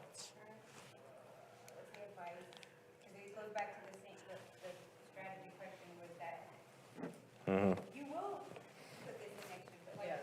Right, right. Boy, I clearly am, I could kind of go, oh, are you saying if the conversation and part of the superintendent's response? Well, yeah, well, to me, that question reads, the administration already told you that there's changes, and the trustee's asking, well, how are these gonna show up in the budget? So, Right, so how is this going to show up in the budget? But I remember I gave it an X on data because I'm assuming that this is the strategies that we're talking about, or these implementations, these things, these interventions, as opposed to what is the strategy to address the reality that we're not currently on track to meet our goal progress measure in this way. This one's iffy for me. I mean, I almost want to put a question mark here on this. If I got real picky about it, I would say it's probably not current because it may be giving, think about it, it could be giving future advice, because by asking this question, I'm saying, hey, dude, you got to do something about this in the budget. Right? As opposed to giving them the opportunity to say, yeah, these are our strategies, and by the way, we're going to need some resources to do that. Yeah. So. Right. Thank you for your candor with that. So, some good things about this question, but some things that we could clean up. So one of the questions I didn't ask was, what is the superintendent, or question should be to superintendent, what are you going to need from the board to whether it's sustaining something that's a strategy that's working, or something they're going to need for the future? And again, I'm going to be a broken record now, this is a dialogue between the board and the superintendent. That might be a way for responses to show up to the board in those strategy conversations of, hey, here's a strategy we're changing because this is what the data is telling us we need to do, and we're going to need this from the board in this form of support to be successful. Yeah, I think if you ask, I could see, that may not get all 5 checks, but I could see where that question could be. The thing about it is, I think what you want, you're going to get to a point to where, as this really gets finely tuned, you may not even have to ask that question. well, that's my point. Yeah. Is that. That's going to be, The answers show up right. to our appropriate questions. Yeah. Is also part of this. And that's part of that, anticipating the questions, because these questions, we both have a role here, right? Superintendent has a role, the board has a role, but your questions help inform. My guess would be, as you do this over time, the superintendent response part of the monitoring report may evolve because superintendent's anticipating those questions. It actually has. I mean, we had that conversation the other day. I remember, we talked about that when, you were talking about, we're looking at including this information in the monitoring report. It actually has. It's like they know, for the most part, which trustees are going to ask certain questions or be more finite than others. Because we can see that in some of the responses. Gotcha. Well, and that may, just because you work on the quality of your questions doesn't mean that sometimes people are going to ask questions about other things than others. So I don't want to have a cookie cutter where all 9 questions are exactly the same. Yeah. So Donnie gave us an opportunity for one last example. So let's do her last example. We have to have one more. Oh, we have to have one more? Okay. So data. Is this a data-focused question? What is the plan to put pre-K attendance on the enrollment form? Just a question, is this a question about data that was reported in a progress monitoring report? No. No. So is it learning? Is the purpose of this to learn, right? Or was the purpose of this to somehow blame or shame?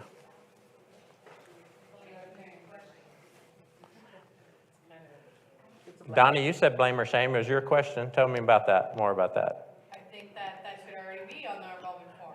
Right. So, What is the plan? Clearly, anyone with any neurons firing would know that we need to have this on the form. So what is your plan to put it on the form, right?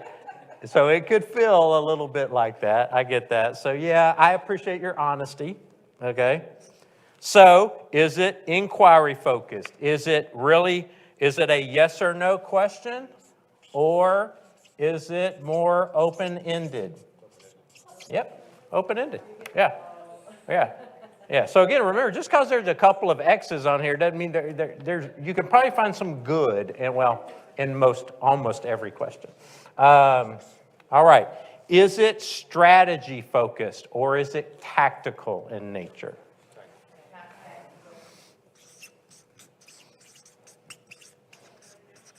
Yeah.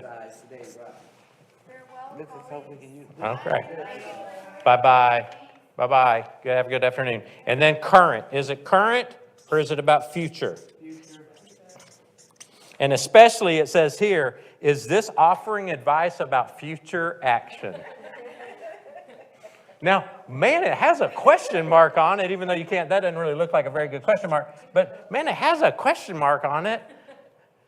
That sure sounds like advice, right, to me. So, yeah. Now, is this totally without value, a question? Is this, no. It truly was to learn. And I'm not saying there's not a place, but this really feels like to me you're getting into giving advice about the operations, right? So couldn't that be asked then of the admin or the superintendent prior to the data, so you'll have a general idea and they'll have an idea what the expectations are as well? I don't think when or where you ask that question is going to change the fact that it is not data focused, it's not learning focused, and it borders on giving advice, operational advice to the superintendent. But it's a question. But it has a question mark. What's that? One of your constituents in it? Yeah. All right, so I think we said we had one more. Kathy, did you have one more you wanted to do? I do. Okay. And it was from last night. Okay. And Oh, microphone. Thank you, sir. it was from last night, and it was obviously focused on improvements, but I thought so anyway. Is there an indicator that students who are not, there was a chart up there, and it had groups of students, it was by groups. And I was trying to ask if there was an indicator or some process that they were going to use to improve the CCMR from those students that have historically, in 2 or 3 years, been lower than the other student groups. The lowest student groups is what I'm trying to say.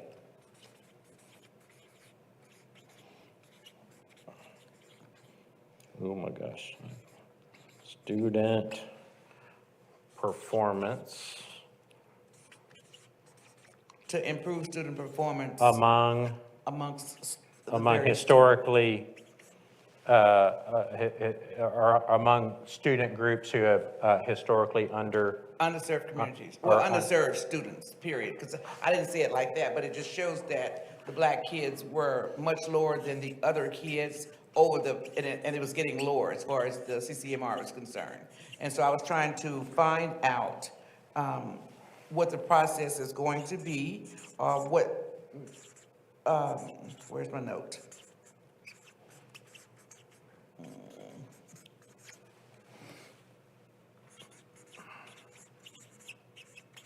how to close that gap for those students that had lower achievement in CCMR as it relates to 2 4-year college. I'm going to nitpick about the question because I think this is going to affect how we grade this. Was it asked this way, or was it asked to improve student performance among the student groups who are currently performing below other groups? That's the right way. That's correct. I think that's how you asked it. Yeah, that's pretty. Is that how you asked it? Thank Okay. you. I have several notes on here, so it's all over the page, so thank you. But it was pretty much in that order, wasn't it, Superintendent? Because you were talking specifically about the black students. Exactly. They have gone down. I don't have the actual. I just Gotcha. have notes written here. Do y'all see how that makes a difference? Oh, yeah. I mean, none of us are going to deny the fact that, I mean, conversations about historically underserved, right, students, but the data, Yeah, your it question was. was really about, The performance. okay. Correct. So is this question based upon the data that was presented? Is this a data-based question? Okay, right. So are we now, is it learning? Is it seeking to learn, right? Or is it about blaming or shaming? Learn, because we want to know what the process is going to be to improve. Okay. Others? I want to hear from others. Learn. Is it learning? Is it about blaming or shaming? Or is it really focused on understanding the situation as it's presented by the data? Learning, I still say What's that? it's learning.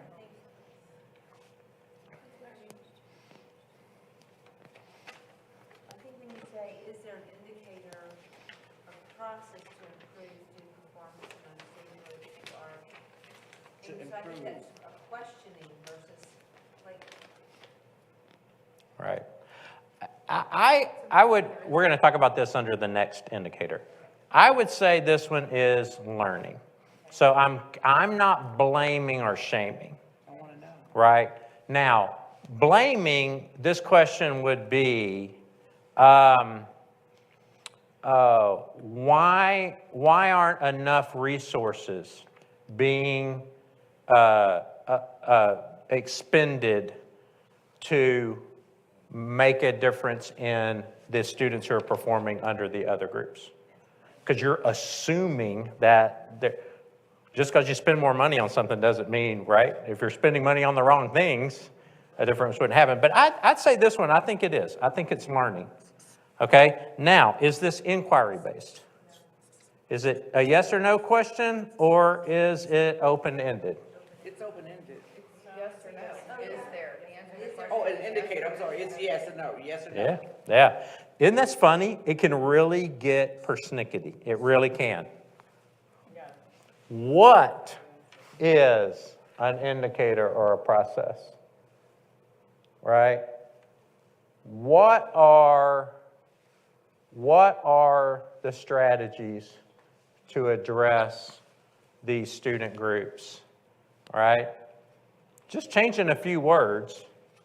And Robbie, when the administration gets a question that can be answered with a yes or no, would you welcome them answering it with a yes or no? Oh, yeah. Or Uh-huh. sort of like if you wanted more information, ask Right. an open-ended Yeah, question. yeah. Instead of guessing what the additional information might be. I would encourage that as long as the board won't take that out on the staff. I want to, but if they agree that, hey, as a part of your growth as a board, if you kind of say to Superintendent House, who can say to his staff, and boy, that's going to be hard, right? Am I right? Are you sure? Come on, yeah, you say that, I'm good with yes but or no. yeah, okay. Because if it's yes or no, and we need more information, we could say, well, can you give us more information? Right. Sometimes yes or no questions, answers are sufficient for most questions. Gotcha. Sue? I have a question about the blaming accusatory quality of question. Because what I'm seeing is a pattern, like this is, indicates it's going to be a yes or no question, as opposed to what or how. Why tends to be blaming questions. However, if you look on they're not numbered. The sample questions? The Yep, sample on the page before. questions, there's a whole the third column, a lot of them are why questions. Why was there no growth? Why do gaps exist? Which are seeking to understand the root cause. Right. And so I guess I'd like to understand how those aren't blaming questions. Right. They're an outlier to what I was seeing as a pattern. I think maybe I think I've contributed to that because I can see that now. I'm replaying the tape in my head about what I've been giving as non-examples. Notice a lot of my ones that start with why on the blaming examples, the next word behind why was not, or why aren't. Why aren't, right? So in other words, why is it working in this area? Why is it not working in this area? I mean, those don't seem blaming, but why haven't you, or why, why have we not? It's not, the thing about it is, unless people are really, I mean, most of the time I think we're trying to be polite, right? So it's not going to come across really sounding blaming. But, so we may use the word we, right? Oh, I'll use the word we instead of saying, why aren't you? Why aren't we putting pre-K attendance on the enrollment form, right?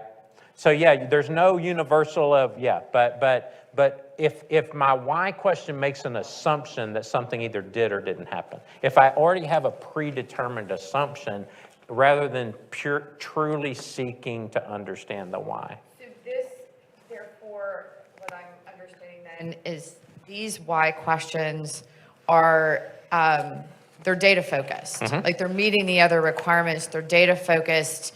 The data is showing us this in the report, or, so why is the data telling us story? Exactly. Not on the straight. That's really what this all boils down to is, are we having conversations about both the data and what the superintendent has offered us as in their response as to what our response to the data is going to be? Let me ask a real quick question right here. From LSG training, AJ did mine a couple times too. Okay. The objective was to ask the questions to get us to yes. That's what the board's objective is. Once we get the data and information, to ask questions that we're sitting at no, and I'm going to ask these questions to help me get to yes. To yes, to where this is an appropriate yes, being that yes, that we accept this as a report on how we're doing in this area. And so with that being said, then everything that's presented does not warrant a lot of dialogue, because we should all be at the starting point of no anyway. We should be with a lot of the information presented that we're going to review. We should already be at yes, or have already decided where we're going to vote before we start asking 1,500 questions. I think I see that, but what I would say is I think the questions are truly seeking to understand. I think if the questions are, because I'm already at a point to where we're all rowing in the same direction, right? And I'm on board with getting in that same direction. But if I'm truly asking questions, again, the purpose of this exercise is not to get you to ask fewer questions.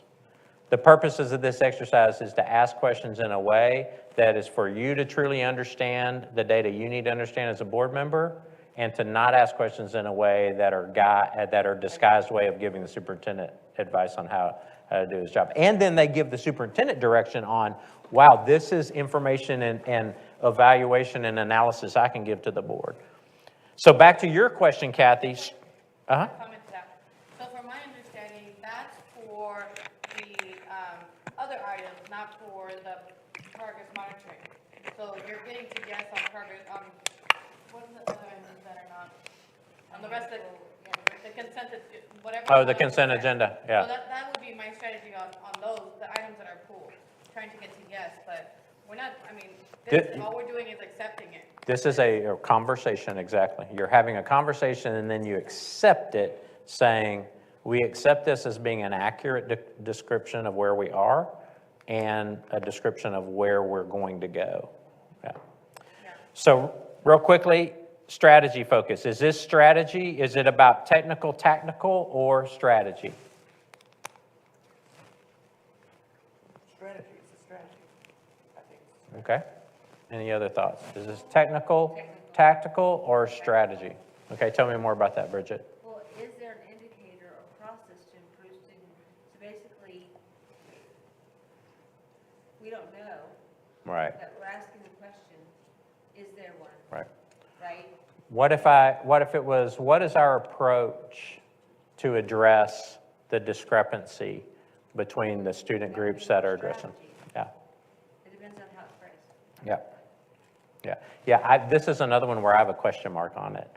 You know, knowing and hearing, you know, because we all know what the intent is, but this was kind of iffy. I don't know. I'm not sure. Let's go to the next one. I'm not sure if I'm even ready to put That's my husband said. current. X and a check, Yeah. half and half. Or I may just leave it blank. Current focus, is this based upon the current data being presented, or is this in some way giving advice about future action?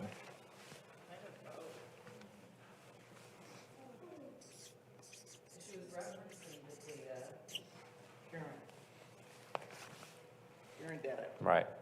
I think it's current because it is a question. Now remember, we can ask questions that are related to the future, but it has to be based upon current data. Because sometimes we'll make assumptions, right? We may make assumptions that aren't even reflected in the data. And we can, what are you going to do about such and such and such and such? And it's not even reflected in the data. And I think it's current, but I think that's why it's also a strategy, because based on the current data that we're looking at right now, this indicator, then what is the strategy to improve? Yeah, I mean, I do think it's current. Where I'm grappling with strategy is that word right there. Yeah. And again, we're mincing words here a little bit, but that's what it takes to get in the mindset of saying, am I asking good quality questions? All right. I'm going to flip forward a little bit. I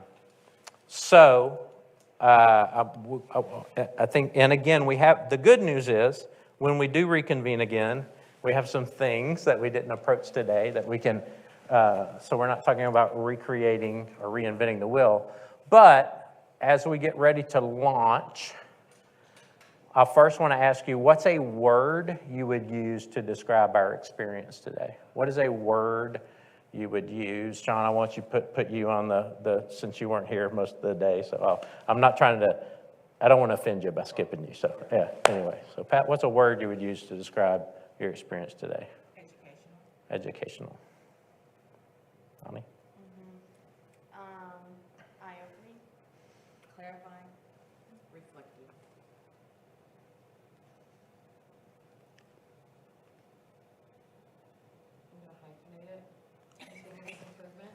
Continuous improvement? Confirmation. All right. And then, I won't make all of you answer this, but what would be, is there an action that you plan to take based upon our conversations today? I am very excited about a cheat sheet with this.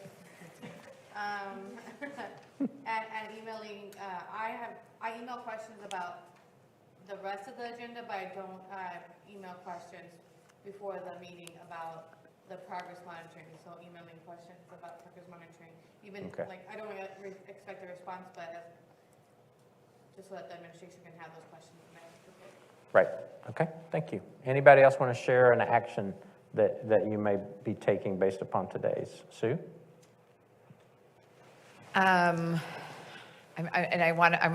trying to put this in my head in a measured goal, but I don't have both data points, but go from X percent to X percent on how often I email my lines of inquiry to the superintendent in advance. I want to say I'll do it every time, but I'm a human being, but I'm going to strive to be more consistent and proactive about that. Okay. Thank you very much. I'm going to commit All right. to being more proactive. And you're not going to endeavor, you're going to commit to being more proactive. Okay. Thank you. Judith? So, just same kind of action. Millard committed, Superintendent House committed very early on to have the progress monitoring report when we got the rest of the agenda, because before the practice was, we would get it just a few days, right? Probably when the agenda had to post to the public. So of course it was impossible for us to prepare questions ahead of time. Now we get it ahead of time, but I think we were all in the practice of not getting it. And so we just need to modify our practices. But since we do have that, we kind of don't have an excuse to send them in ahead of time. So definitely committed to improving that. And while I'm preparing my questions, because I do write them out ahead of time, obviously in the moment of the conversation, more questions come up, but using this to reflect is really helpful. Gotcha. Anyone else have one they want to share?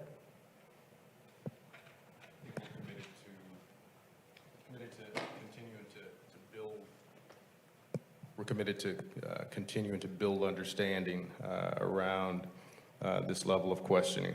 I've got, I think, either two or three that will join the cohort this year on the administrative On staff. your leadership through staff, yeah. CAPSA, Council of Ware City Schools. So we're I think we've had a couple to do it already, and we've got a couple more that we'll be doing so. So we'll be continuing to build understanding. Good, appreciate that.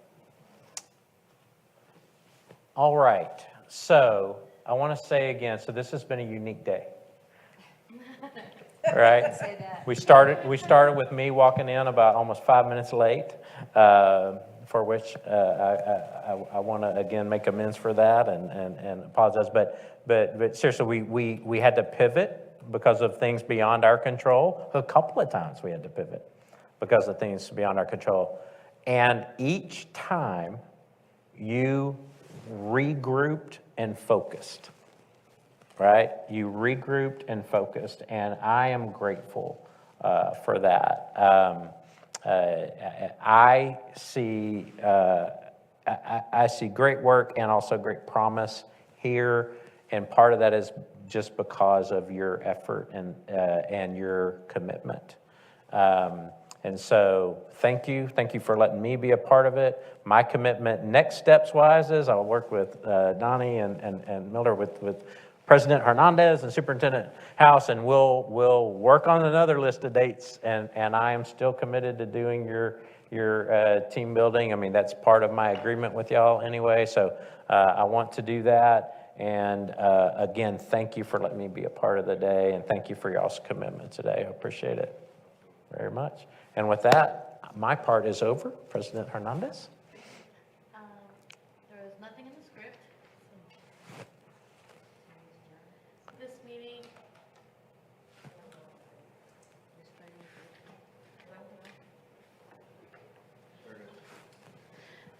Hello. This meeting is now adjourned at 2:26 p.m.